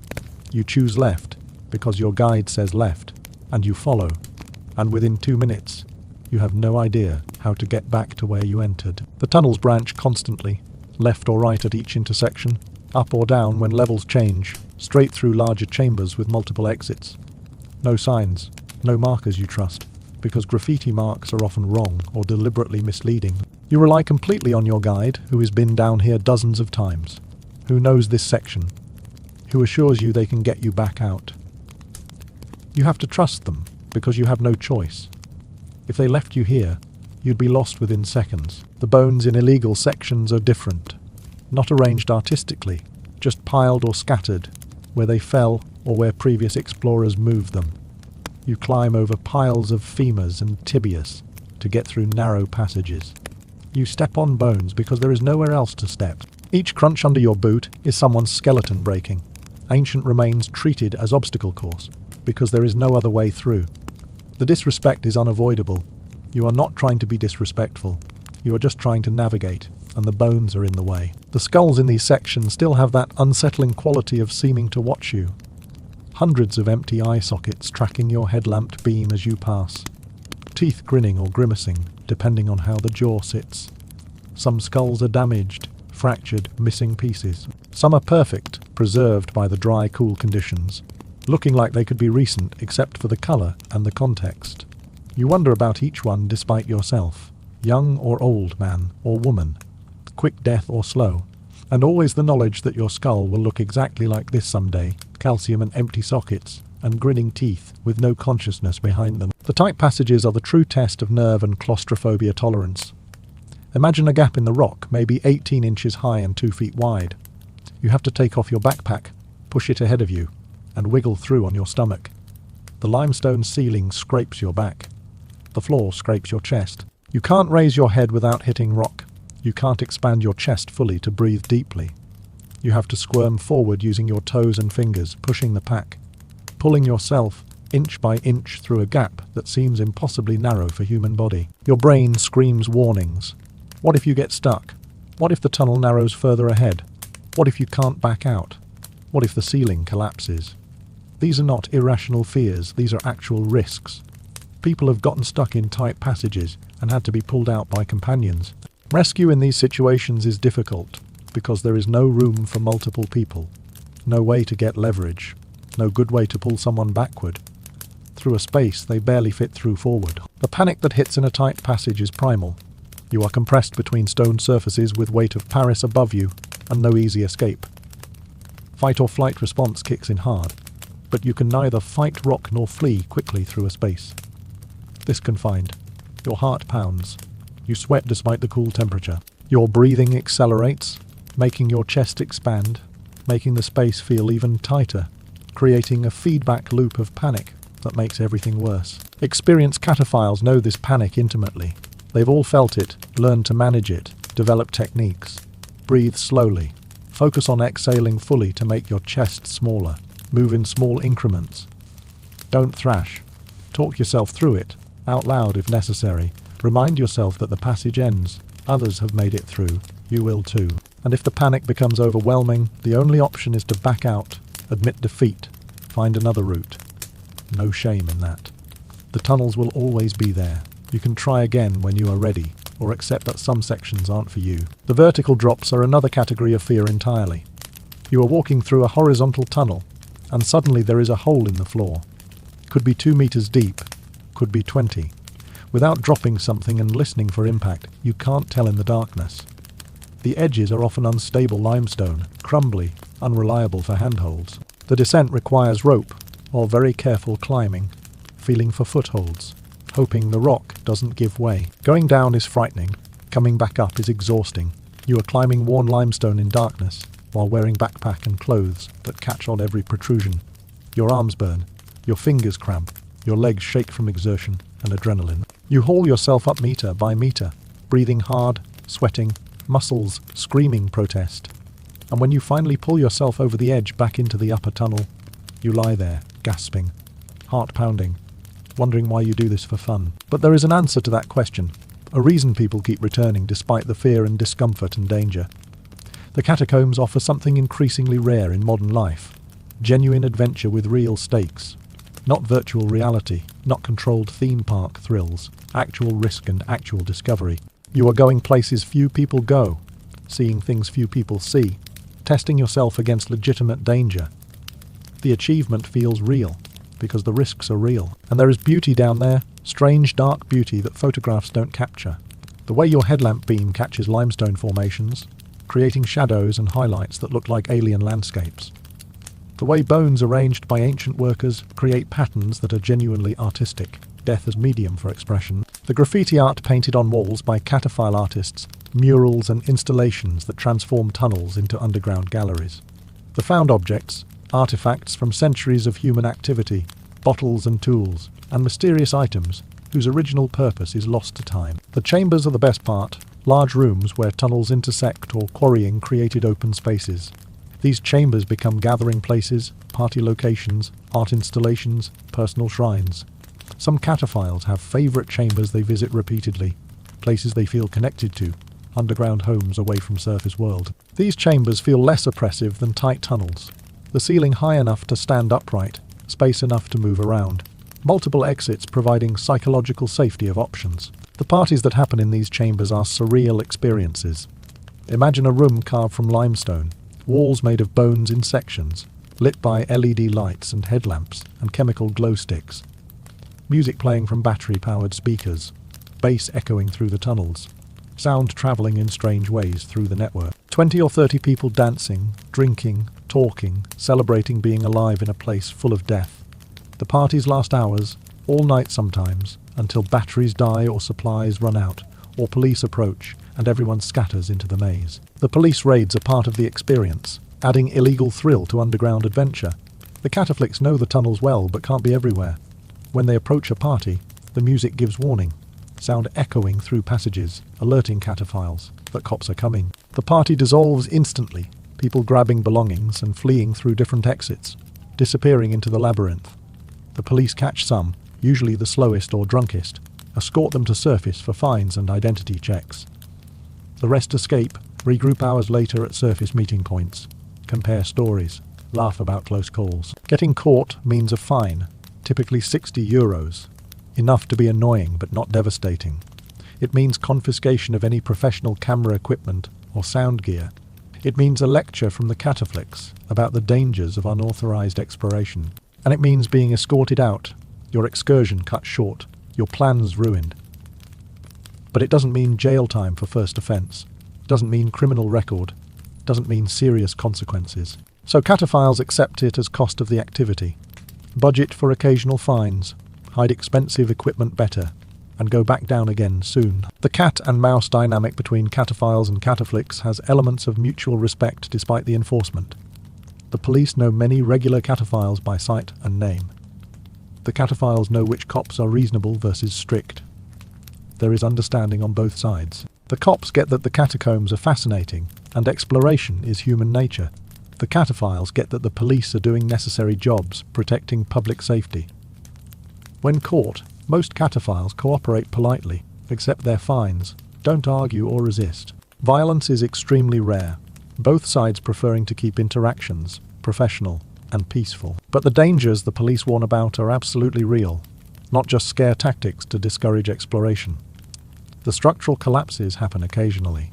Sections of tunnel caving in from age or water damage, or vibration from metro trains overhead. A collapse can block exits, trap explorers, or kill directly if someone is under falling rock. The quarries are old, mined with techniques that wouldn't meet any modern safety standard.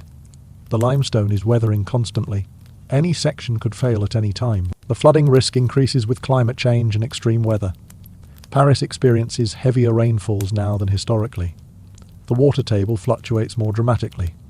Tunnels that were dry for decades suddenly flood. The water rises fast in some sections, faster than you can run, especially if you are deep in the network far from exits. People have drowned in flooded catacombs. Bodies sometimes not recovered for weeks or months, found later by cataphiles exploring sections that had dried out again. The toxic air pockets are invisible and deadly. Pockets of carbon dioxide or methane can accumulate in low-lying areas with poor ventilation. You walk into a pocket and suddenly you are dizzy, confused, struggling to breathe. Carbon dioxide is heavier than air, pools in depressions and dead-end tunnels. Walking into high concentration can cause unconsciousness within seconds, death within minutes, if you don't escape. Cataphiles who explore regularly know the warning signs, the sensation of air that feels wrong, the cognitive impairment that indicates dangerous gas levels. Newcomers don't recognize the symptoms until it is nearly too late. The psychological dangers are as real as physical ones. Getting lost in the catacombs, genuinely lost with no clear way out, triggers panic that can kill. People make bad decisions when panicking. They run, exhausting themselves and getting more lost. They hyperventilate, wasting energy and potentially causing fainting. They abandon equipment or supplies in rush to escape, leaving themselves without light or water. The smart response to being lost is to stop, stay calm, conserve resources, wait for rescue or carefully retrace steps. But panic overrides smart response, and panic underground can be fatal. The isolation compounds everything. On surface, if you get injured or lost, help is minutes away. People will notice you are missing. Emergency services will respond. Underground, you are invisible. No one knows where you are. Cell phones don't work through limestone. Your shouts for help might not reach anyone, might echo uselessly through empty tunnels. If something goes wrong, you are dependent on companions or incredible luck of another cataphile passing by. Otherwise, you are alone with your problem, solving it yourself or dying with it. And yet people keep going down. Every night in Paris, dozens or hundreds of people enter the catacombs illegally. Some are tourists seeking adventure. Some are regular cataphiles exploring new sections. Some are artists creating underground installations. Some are just people who feel more comfortable underground than on surface, who find peace in darkness and solitude away from the chaos of modern life. The addiction to catacomb exploration is a real phenomenon for many regulars. They start with one trip, maybe with experienced guide, maybe just for the thrill, and something about the experience hooks them. Maybe it is the danger, the adrenaline, the proof they're alive through confrontation with death. Maybe it is the beauty, the strange underground aesthetic that cameras don't capture. Maybe it is the community, the fellowship of people who understand why you'd risk arrest and injury to crawl through dark tunnels. Maybe it is the escape, hours away from surface responsibilities and expectations. Whatever the reason, they keep returning, spending more time underground than seems rational or healthy. Some cataphiles have been exploring for decades, know the tunnels better than the maps, have favourite routes and secret chambers and personal landmarks invisible to newcomers. These veteran explorers are sources of knowledge and occasional guides for new cataphiles, teaching navigation, sharing maps, explaining risks. The oral tradition of catacomb knowledge passes between generations of explorers, each cohort learning from previous ones, adding their discoveries, continuing the culture. The culture has its own etiquette and unwritten rules. Don't vandalize historical features. Don't steal bones or artifacts. Don't publicize entrance locations publicly. Don't bring people who can't be trusted. Help other cataphiles in trouble. Share information about dangerous sections. Respect the dead, even while walking over them. Break these rules, and you'll find yourself ostracized, excluded from group explorations, cut off from community knowledge. The territorial aspects create occasional conflicts between different cataphile groups. Certain sections are claimed by certain crews who've explored them extensively, created art installations, made them personal spaces. New groups entering these territories sometimes causes friction, usually resolved through conversation and mutual agreements about shared use. Occasionally escalates to sabotage of installations or hostile encounters underground. But violence is rare because everyone understands that fighting underground puts everyone at risk. The seasonal patterns affect exploration frequency and safety. Summer brings more tourists and police attention, making entrance more difficult and exit encounters more likely. Winter is quieter, darker, better for serious exploration, but colder and potentially more dangerous from flooding. Spring runoff can flood sections that are dry most of year. Autumn is considered ideal by many cataphiles. Moderate temperatures, lower tourist numbers, relatively dry tunnels. The future of catacomb access is uncertain and debated. Authorities periodically discuss sealing all unofficial entrances, blocking access entirely, making the catacombs truly off limits except for official tours. But Paris has too many connections between surface and tunnels, too many buildings with basement access, too many metro intersections. Complete sealing is practically impossible without massive construction projects, closing legitimate building access and metro connections. So the cat and mouse game continues. Entrances get sealed, new ones get opened, cataphiles adapt, police patrol, the cycle repeats. The technological surveillance increases gradually. Sensors in some tunnels detect movement and alert authorities. Cameras at some known entrances monitor for illegal entry. But the network is too vast for complete coverage, too complex for total control. Technology helps police target enforcement, but can't stop determined explorers. For every entrance that gets camera coverage, 3 others remain unwatched. For every motion sensor installed, cataphiles find routes around it. The social media impact on catacomb culture creates divisions in community. Some cataphiles embrace Instagram and YouTube, posting photos and videos of underground explorations, gaining followers, sometimes monetizing content. Others hate this, viewing social media as betraying catacomb secrets, attracting unwanted attention from authorities and unprepared tourists, commercializing what should remain underground culture. The debate continues without resolution. Generational divide between older cataphiles, who value secrecy, and younger ones who document everything online. The environmental changes threaten long-term catacomb stability. Climate change affects water tables, increasing flood risk. Metro expansion and urban construction above create new vibrations and stresses on old tunnels. The limestone slowly dissolves in acidic groundwater, gradually weakening structures. At some point, major collapses become inevitable. Whether that is decades away or centuries is uncertain. But geological time always wins. The catacombs won't last forever in accessible form. But for now, tonight, tomorrow night, months and years ahead, the catacombs remain open to those willing to break rules and accept risks. The 6 million skeletons stay in their walls, unchanging, patient, waiting for visitors they cannot see or acknowledge.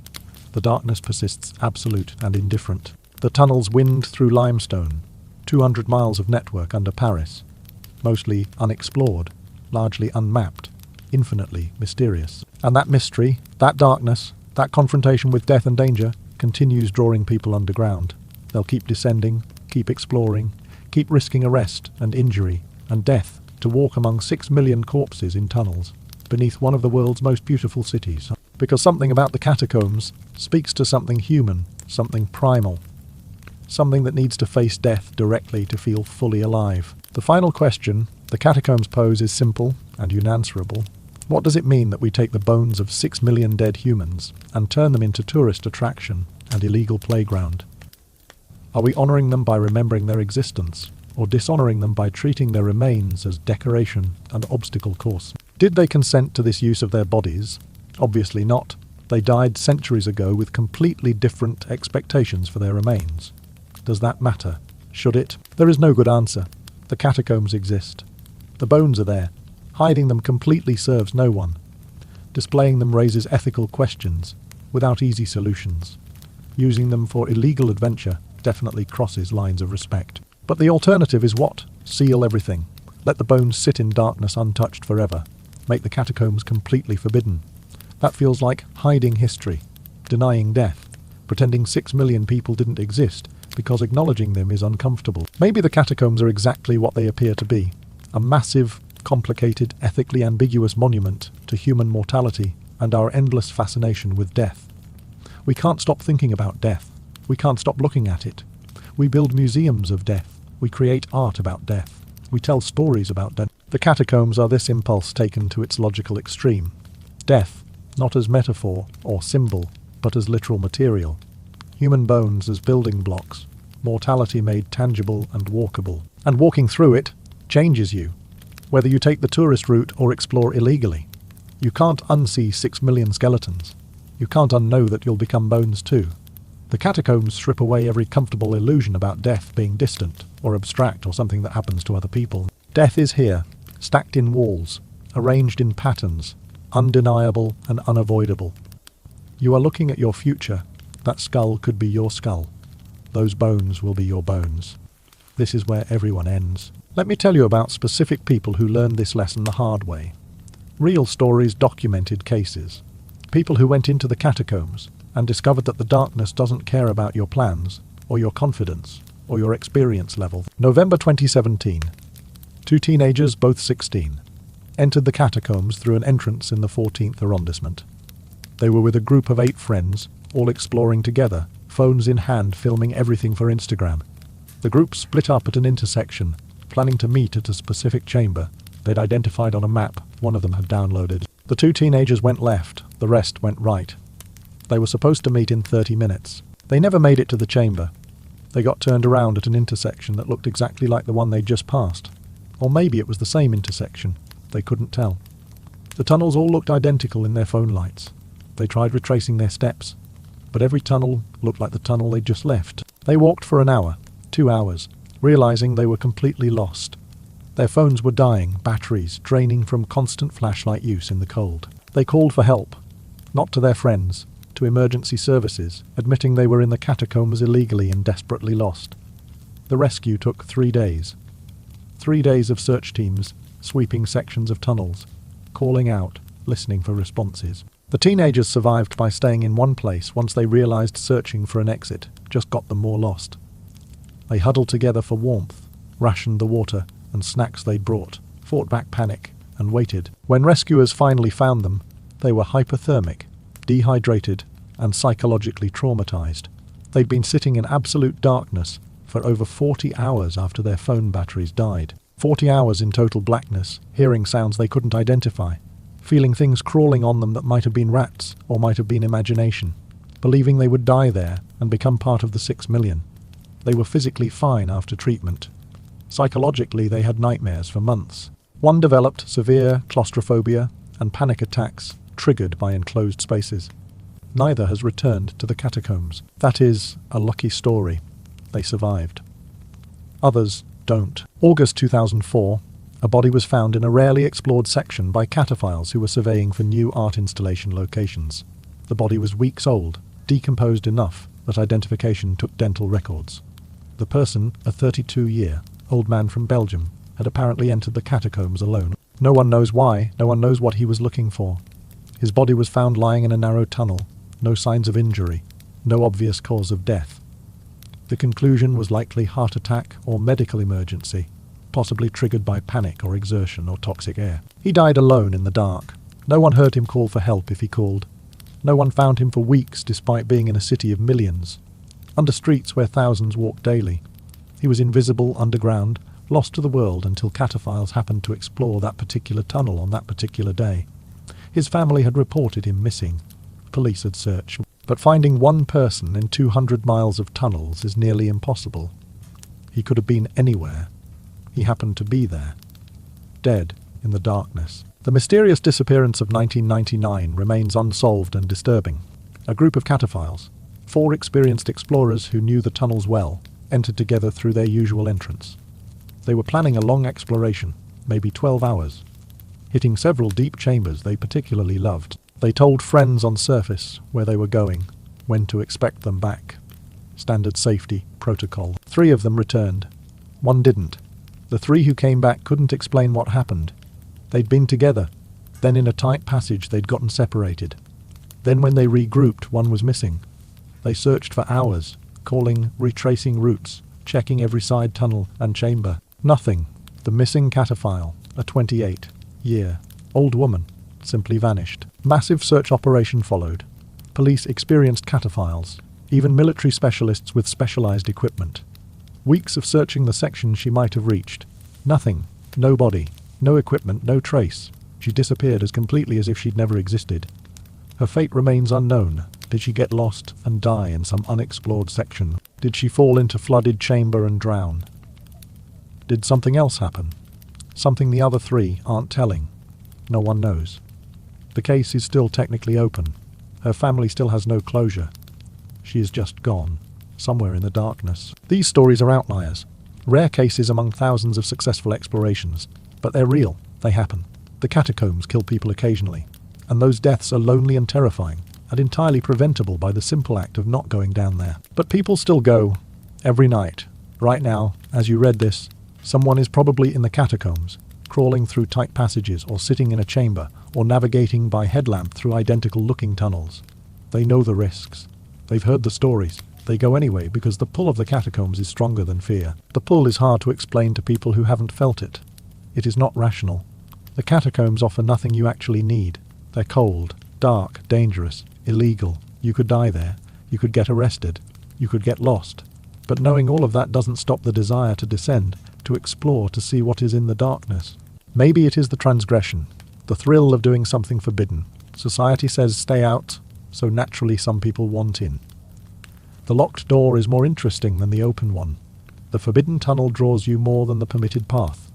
Humans are wired to push boundaries, to explore the edges, to go where we're told not to go. Maybe it is the danger itself. Modern life is safe, controlled, predictable. We've engineered out most genuine risk. The dangers we face are abstract, financial stress, relationship problems, career uncertainty. Nothing immediately life-threatening, nothing that makes your heart pound and adrenaline spike and survival instincts activate. The catacombs provide real danger, immediate risk, stakes that matter. Down there you could actually die, which makes being down there feel profoundly alive. Maybe it is the beauty, the strange aesthetic of underground spaces that cameras flatten, but presence reveals. The way limestone formations catch light, the patterns bones create, the graffiti art transforming tunnels into galleries. There is genuine artistic merit in the catacombs, beauty created by centuries of human interaction with underground space. The beauty is dark, literally and metaphorically, but beauty nonetheless. Maybe it is the history, walking through spaces used by quarry workers, resistance fighters, refugees, smugglers, artists, everyone who is descended over centuries. You are following paths carved by hands, centuries dead, walking where countless others walked, part of continuity stretching back hundreds of years. The historical weight is tangible.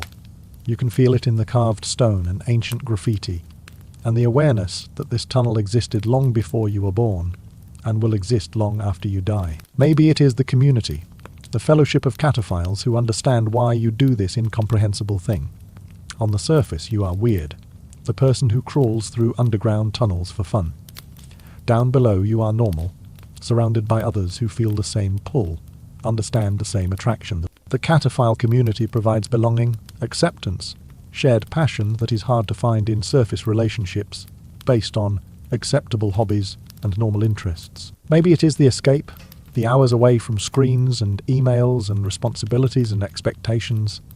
Underground you are unreachable, invisible, free from the constant connectivity and demands of modern life.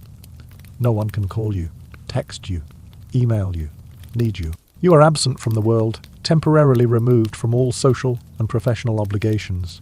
The catacombs provide space to just exist, to move through darkness, to be present in your body and surroundings without distraction. Maybe it is the meditation on mortality, the confrontation with death that is unavoidable underground. Surface life lets you forget you are going to die, lets you pretend death is distant or theoretical, or something that happens to other people. The catacombs don't allow that pretense. Death is everywhere, impossible to ignore, stacked in walls around you. Spending time there forces acknowledgement of mortality, that many people find clarifying, stripping away trivial concerns, and highlighting what actually matters. Maybe it is all of these reasons combined, different motivations for different people, and different trips. The catacombs mean different things to different explorers, fulfill different needs, satisfy different desires. But all cataphiles share the willingness to descend into darkness, to face what most people avoid, to spend time among the dead in pursuit of something that surface world doesn't provide. And the experience bonds people. Exploring the catacombs with someone creates connection, shared experience of danger and beauty and transgression. You've seen each other afraid, helped each other through tight passages, trusted each other with safety, relied on each other for navigation. Those experiences create relationships different from surface friendships based on shared interests or convenience. Cataphile friendships are forged in darkness, tested by fear, strengthened by survival. The relationships sometimes extend beyond friendship. The catacombs as romantic destination sounds absurd, but happens regularly. Couples explore together, the danger and beauty creating bonding experience. Some cataphiles have taken partners underground for first dates, testing compatibility through response to darkness and risk. Some have proposed in favorite chambers, making declarations of commitment surrounded by symbols of mortality. Some have had sex in the catacombs, celebrating life in the empire of death, creating intimacy in the most unlikely location. The ethics of this are questionable at best. Having sex surrounded by human remains feels disrespectful to most people, desecration of space that should command somber respect. But cataphiles who've done it argue that celebrating life and love and physical pleasure in the presence of death is actually appropriate. Affirmation that we're alive and can experience joy despite mortality's inevitability. The bones don't care, the dead are past caring, and the living have to live while they can. The cataphile culture includes traditions that have developed over decades of exploration. Specific chambers have specific purposes or meanings. The beach is a chamber where cataphiles gather socially, name derived from sandy floor that makes it comfortable for sitting. The Zed room is known for excellent graffiti art. The castle has limestone formations resembling medieval architecture. These names aren't official, aren't on any map authorities use, but every cataphile knows them. The treasure hunts are semi-regular events where someone hides something in the catacombs and provides cryptic clues for others to find it.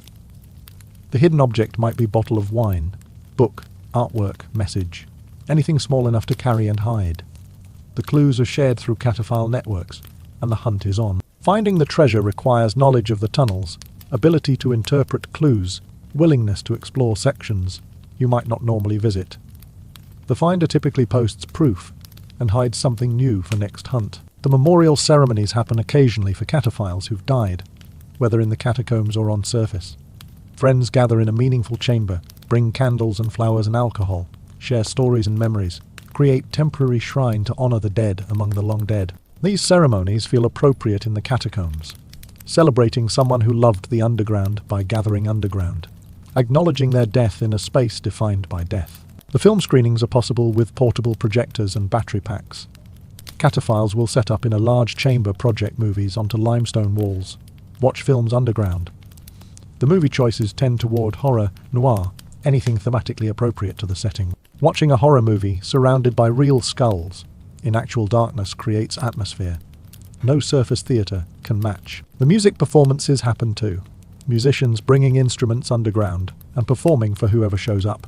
The acoustic properties of limestone chambers create unique sound, natural reverb and echo that can be beautiful or chaotic, depending on the music. Acoustic instruments work better than electric because power is limited, so you get guitars, violins, hand drums, vocals.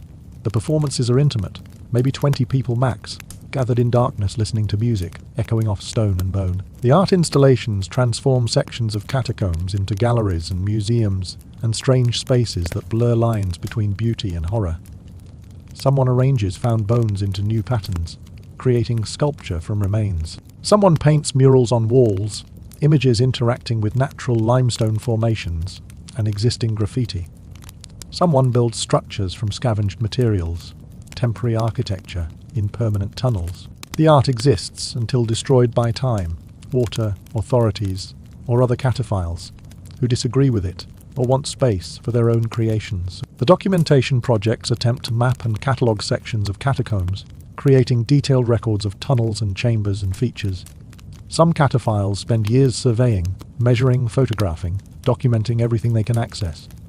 The resulting maps and databases are shared within the community, helping with navigation and safety. The authorities want these maps, would love to confiscate them, but the cataphiles guard them carefully, sharing only within trusted networks. The rescue operations save lives regularly. When someone gets lost or injured underground, often it is cataphiles who find and help them, not official rescue services. The cataphile network spreads word quickly when someone's missing. Experienced explorers check likely locations. Search efforts coordinate through encrypted communications. They find lost tourists, extract injured explorers, provide first aid in tunnels until getting the person to surface. The rescues are unofficial, unreported to authorities, kept within the community because involving police means arrests and fines. The accidents happen despite precautions and experience. Someone slips on wet limestone and breaks an ankle. Someone hits their head on low ceiling and gets concussion. Someone develops hypothermia from hours in cold damp. Someone's light fails, and they panic and hyperventilate and pass out. These accidents are manageable if you have companions, dangerous if you are alone. The cataphile safety rule is simple: never explore alone. Always have backup, always have support, always have someone who can help if something goes wrong. But people break this rule regularly. Solo exploration has appeal, complete freedom, no need to coordinate, ability to move at your own pace, total solitude and silence. Some cataphiles prefer exploring alone, accepting the increased risk for the enhanced experience. They're careful, they're experienced, they know their limits. Usually they're fine. Sometimes they're not. And then they're in serious trouble, with no one to help. The close calls are stories every experienced cataphile accumulates. The time you almost fell through a weak floor into flooded chamber below. The time you got stuck in a tight passage and barely squeezed through. The time you encountered police and had to hide in alcove for an hour while they passed. The time your light died and you navigated in darkness using touch and memory. The time you heard something that sounded like pursuit and had to run. Each close call is a reminder that the risks are real, that luck runs out eventually, that the next time might not have a good ending. But the good times outnumber the bad for most cataphiles. The successful explorations, the beautiful discoveries, the social bonds, the sense of accomplishment, these make the risks worthwhile. Every time you descend and return safely, you've succeeded. Every new section explored, every chamber reached, every artifact found, every meaningful moment experienced underground. These are wins that justify the danger and effort and illegality. The question from surface people is always, why take these risks? Why break the law? Why crawl through underground tunnels when you could just not?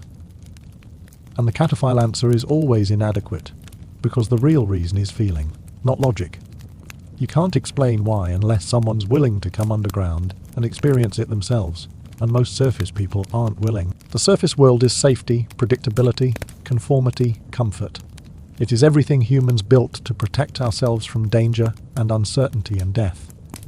The catacombs are the opposite: danger, uncertainty, death made tangible and unavoidable. Most people choose safety because safety makes sense. Cataphiles choose danger because danger makes them feel alive in ways that safety never can. And that feeling, that aliveness, becomes addictive. You can't replicate it on surface. Normal activities feel dull after underground adventures. Surface dangers feel abstract compared to immediate risks of collapse or flooding or getting lost. The mundane concerns of daily life, bills and deadlines and social obligations, feel trivial after spending hours among 6 million corpses, contemplating mortality. So cataphiles keep descending, keep seeking that feeling, keep pushing further into the network. They explore new sections, take bigger risks, spend longer hours underground. The progression is natural. Tolerance builds, previous thrills become insufficient. What scared you initially becomes comfortable. What seemed extreme becomes normal. You need more danger, more darkness, more depth to feel the same rush. This escalation has limits. Some cataphiles recognize when they're pushing too far, pull back before crossing lines that lead to serious injury or death. Others don't, keep escalating until something bad happens. The tragedy is that the people who push hardest, who take the biggest risks, are often the most experienced and capable. They have skills to survive dangerous situations, which means they can survive situations that should kill them, which means they keep taking risks that eventually will kill them. The memorials in the catacombs commemorate those who pushed too far. Plaques or graffiti or shrines marking where someone died or was last seen.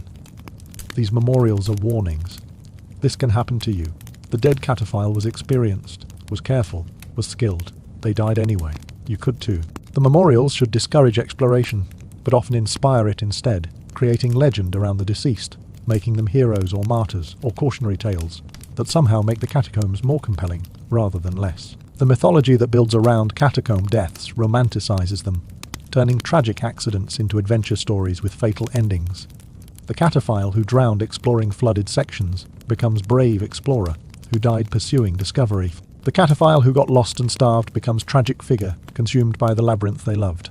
The truth that these were preventable deaths resulting from poor decisions and bad luck gets obscured by narrative that makes the death seem meaningful or poetic or somehow worthy rather than just sad and wasteful. But maybe that romanticization serves a purpose. Maybe making meaning from senseless death helps the living process loss and continue. Maybe transforming tragedy into legend honors the dead by remembering them as adventurers rather than victims. Or maybe it is just human inability to confront death directly, need to wrap it in story and meaning rather than accepting the brutal simplicity. They went underground and didn't come back. They're dead. That is the whole story. The reality is that the catacombs don't care. The tunnels existed before any current explorer was born and will exist after all are dead. The 6 million skeletons don't care who joins them or how or when. The darkness doesn't care whether you are experienced or novice, careful or reckless, brave or foolish. The limestone doesn't care if you live or die. The catacombs are utterly indifferent to human concerns, human lives, human deaths. And maybe that indifference is part of the attraction. In a world where everything is personalized, where algorithms track your preferences and advertisers target your demographics, and everyone wants to know who you are and what you want, the catacombs offer space that doesn't care about you at all.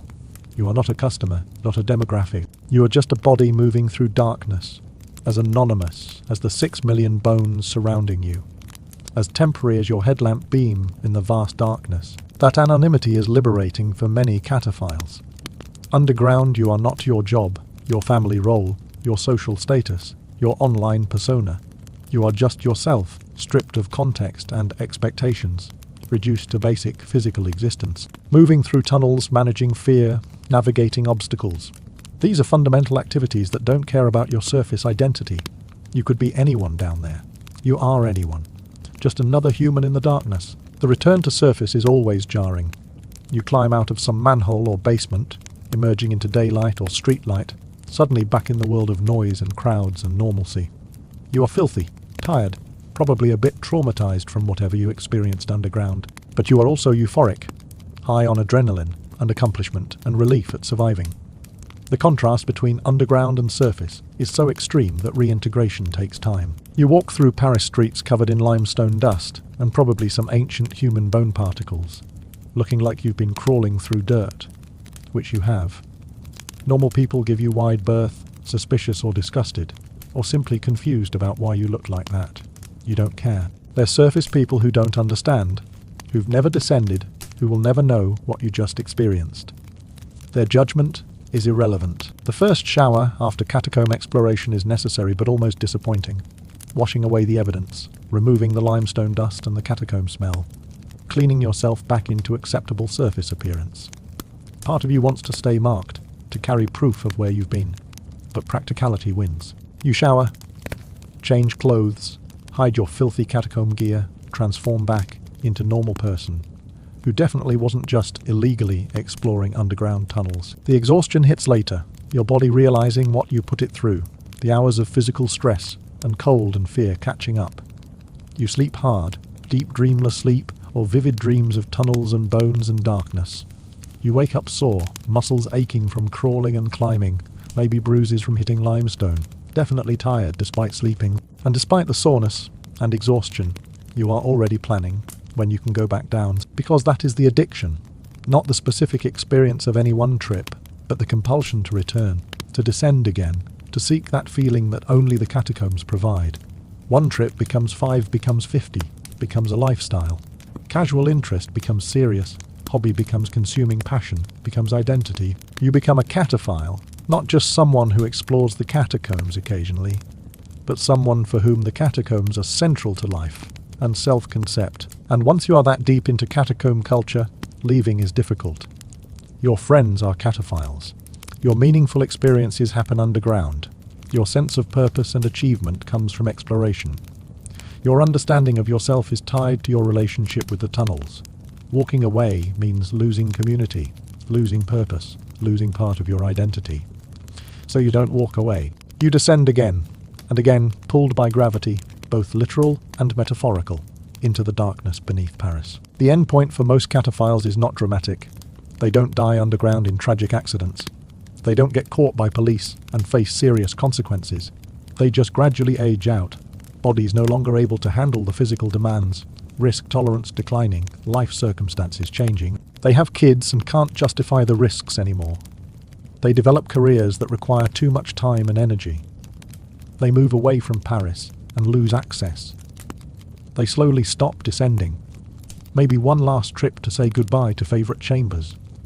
Maybe just fading out without formal ending. But the catacombs stay with them. Years after their last descent, they still dream about the tunnels. They still feel the pull when they walk Paris streets, knowing the darkness is just below. They still feel connection to the community, still consider themselves cataphiles, even if they no longer actively explore. The catacombs become part of their personal history, formative experience that shaped who they are, adventure that defined a chapter of life now closed, but never forgotten. And beneath Paris, the tunnels remain. The 6 million skeletons stack in walls, patient and eternal. The darkness fills every space where light doesn't reach. The limestone slowly dissolves in groundwater, structures gradually weakening over centuries and millennia. The catacombs existed before you were born. They'll exist after you die. They don't care about any individual human life or death. They're just there, 200 miles of underground network, waiting for whoever comes next. Tourists will keep visiting the official route, spending their 1 hour walking through sanitized displays, buying souvenirs at the gift shop, posting photos on social media, filing the experience as interesting and moving on with their lives. Cataphiles will keep descending illegally, exploring unmapped sections, taking risks, creating art, holding parties, building community, occasionally dying, usually surviving, always returning until they can't anymore. Police will keep patrolling, catching some explorers, missing others, sealing some entrances while new ones open. The cycle continues, generation after generation, decade after decade. The relationship between Paris and its underground network, evolving but never ending. Because the catacombs are part of Paris now, have been for centuries, will be for however long the city stands, and the tunnels remain accessible. Their dark mirror to the city of light, death underlying beauty, bones beneath boulevards. You can't separate Paris from its catacombs any more than you can separate a building from its foundation. They're connected, surface and underground, light and darkness, living and dead, forever intertwined. And that is the truth of the Paris catacombs. Not a simple tourist attraction or forbidden adventure playground or memorial to the dead. All of those things simultaneously, a space that means different things to different people, that serves different purposes for different visitors, that exists in tension between preservation and access, respect and exploitation, safety and freedom. The catacombs are complicated, messy, ethically, ambiguous, dangerous, beautiful, horrifying, fascinating, and ultimately indifferent to all human judgments and categories we try to impose on them. They're just tunnels, just limestone carved by workers, centuries dead, just bones of 6 million people who lived and died in Paris over 1,000 years. Just darkness underground, waiting for light to breach it temporarily before returning to eternal black. Just space, empty and cold and damp, given meaning only by humans who descend into it and project their fears and desires and philosophies onto indifferent stone. But that is everything, because humans make meaning, and the catacombs invite meaning, making like few other spaces. They're extreme enough, dramatic enough, death-saturated enough to trigger deep responses. They force contemplation of mortality, confront you with physical reality of death, strip away comfortable illusions about permanence and importance. They're memento mori given architectural form, reminder that you will die, made tangible and walkable. And walking through that reminder, whether for 1 hour on official tour or for decades as cataphile, changes how you see everything else. The surface world looks different when you know the darkness beneath. Life feels different when you've spent time among the dead. Your priorities shift when you've confronted your own mortality in walls of skulls. The catacombs don't just occupy physical space under Paris. They occupy psychological space in everyone who descends, permanent presence in memory and consciousness, underground companion to surface life. 6 million skeletons in 200 miles of tunnels beneath one of the world's most beautiful cities. That is the Paris catacombs. The empire of death under the city of light. The darkness beneath the beauty. The bones under the boulevards. The reminder that everyone ends the same way, reduced to calcium and empty sockets. Anonymous in death, regardless of life's achievements or failures. And now you know, you can't unknow it. Somewhere under Paris, right now, bones stack in walls and darkness fills tunnels. And maybe someone is down there crawling through tight passages, or standing in chambers, or getting lost, or getting found, or just sitting in the dark contemplating mortality. The catacombs exist. They're real. They're there. And if you are ever in Paris, if you are ever curious, if you are ever willing to descend into darkness and walk among the dead, they're waiting for you. Unchanging, patient, eternal, ready to show you exactly where everyone, including you, will eventually end up. But before we finish, let's talk about one more thing, the specific moments that define catacomb experiences. The snapshots that stick with you long after you've climbed back to surface. Because the catacombs aren't just one continuous experience. They're a series of moments, some profound, some terrifying, some strangely mundane, all of them contributing to the overall impact. The moment you first see the bones, that initial confrontation with the wall of skulls, is different for everyone, but always significant. Some people gasp, some laugh nervously, some go completely silent, some immediately pull out cameras. Some just stand there, processing, trying to reconcile the intellectual knowledge that yes, these are real human remains with the visceral reality of actually seeing them. Hundreds of skulls, staring at you with empty sockets.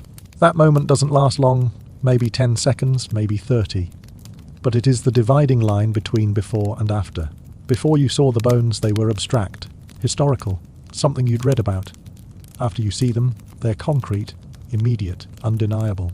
You've crossed a threshold. You are in the empire of death.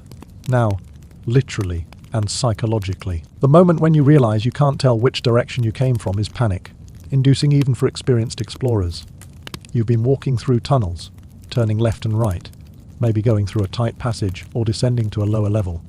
And then you stop and look around and realize you have no idea which tunnel leads back to where you entered. They all look the same. The walls are identical limestone. The ceiling is the same height. The floor has the same texture. There are no distinguishing features, no landmarks, no obvious path. That moment of disorientation, even if it only lasts a few seconds before you check your map, or ask your guide, or remember the marker you passed, is genuinely frightening. The awareness that you could get lost, that the catacombs are a maze where every wrong turn leads to more identical tunnels, that if you were actually alone and lost you might never find your way out. That awareness is crystallized in that moment of not knowing which way is safety. The moment when your light fails or flickers is heart stopping. Maybe your headlamp battery is dying, the beam getting dimmer, yellowish instead of white. Maybe your flashlight drops and the bulb breaks. Maybe you enter a section where the official lighting has failed and your backup light is insufficient. Whatever the cause, suddenly you are in more darkness than light. The shadows pressing in, the visibility shrinking to a few feet or less. That moment before you fix the light or pull out a backup or let your eyes adjust. That moment when the darkness seems to be winning is primal fear activation. Humans aren't nocturnal. We're not adapted for darkness. We need light to feel safe, to navigate, to know what is around us.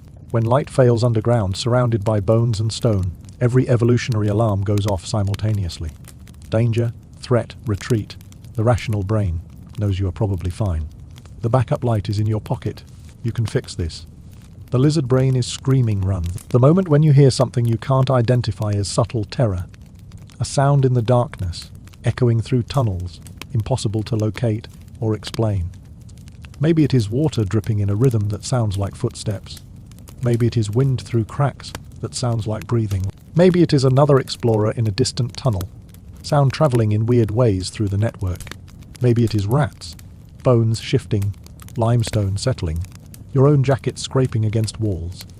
Or maybe it is something else, something you don't have an explanation for. That moment of not knowing what made the sound, of standing still and listening and trying to determine if it is threat or not, is deeply unsettling. In daylight, unknown sounds are curiosity. In darkness underground, they're potential danger.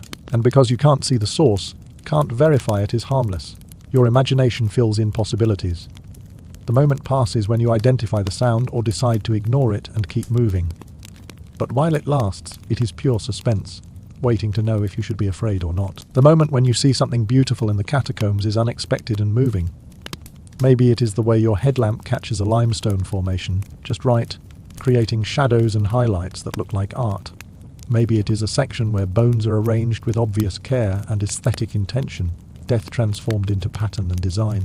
Maybe it is graffiti artwork that is genuinely talented, colours and images that shouldn't exist in this dark place, but do. Human creativity, refusing to be suppressed by death and stone. That moment of seeing beauty where you expected only horror, of finding art in the empire of death, shifts your perception. The catacombs aren't just scary or morbid or dangerous. They're also beautiful in their way. Strange and dark and uncomfortable beauty, but real nonetheless. That moment when you recognize the beauty is when the catacombs stop being purely negative experience and become complex, layered, worthy of the obsession cataphiles show. The moment when you touch the bones, if you touch them, is transgressive and electric.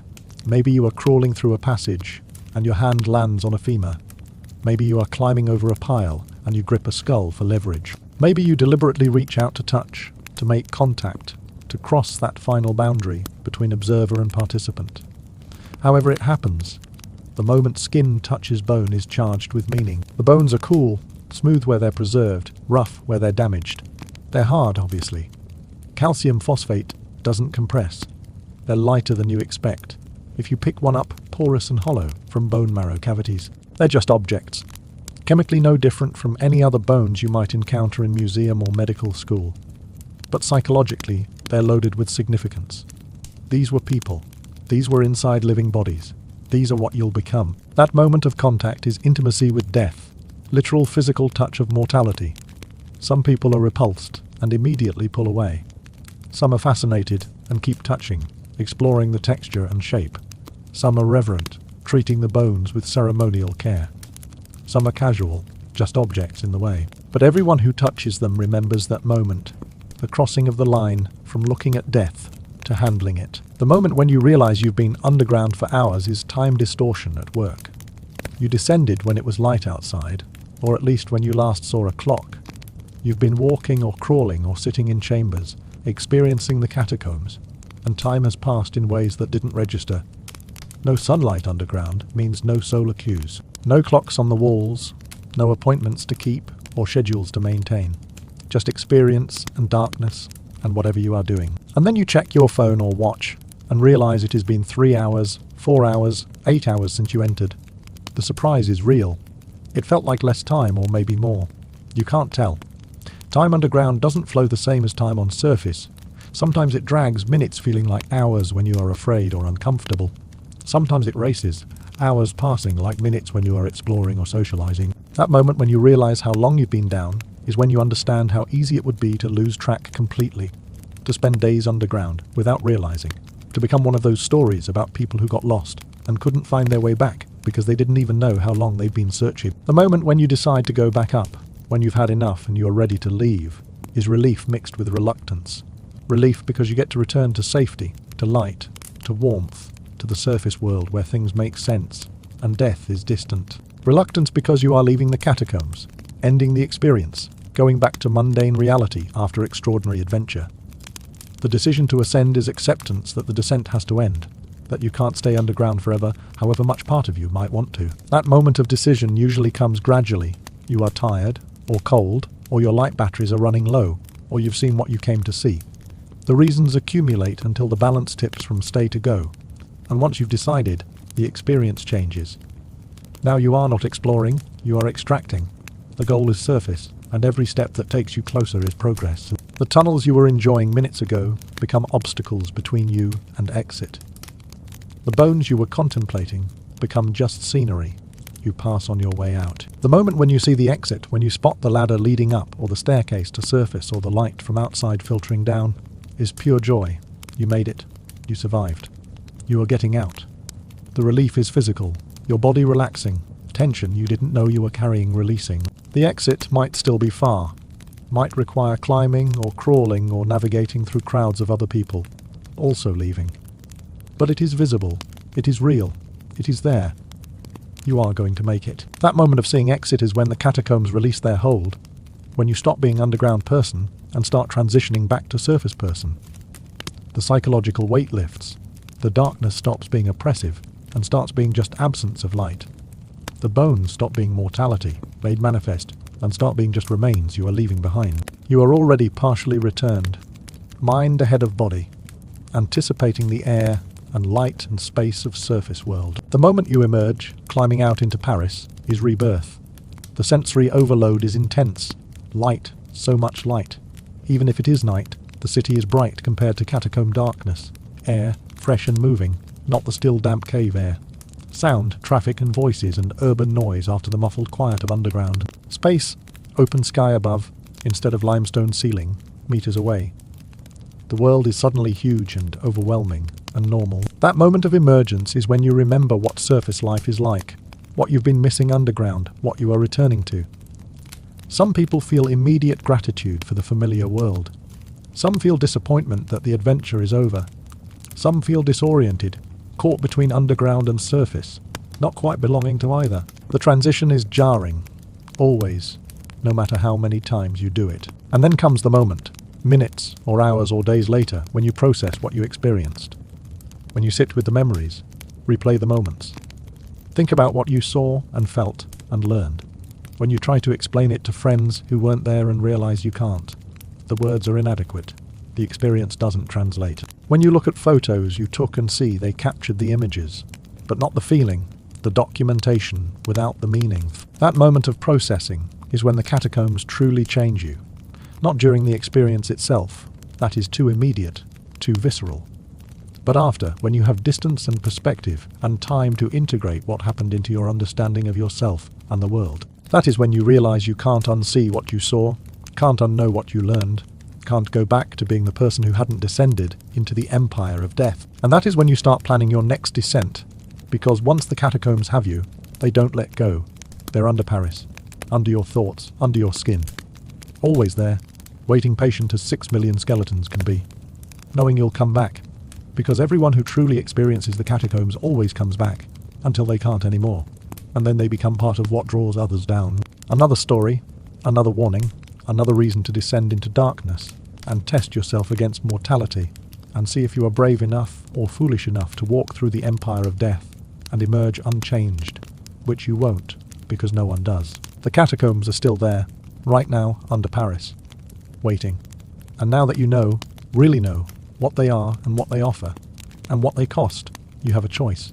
Stay on surface, safe and comfortable, and alive in all the ordinary ways. Or descend into darkness, risk everything, and maybe find something you didn't know you were looking for in the last place you'd think to look, among 6 million bones in 200 miles of underground tunnels, where death isn't abstract or distant, but immediate and tangible, and absolutely unavoidable. Your choice.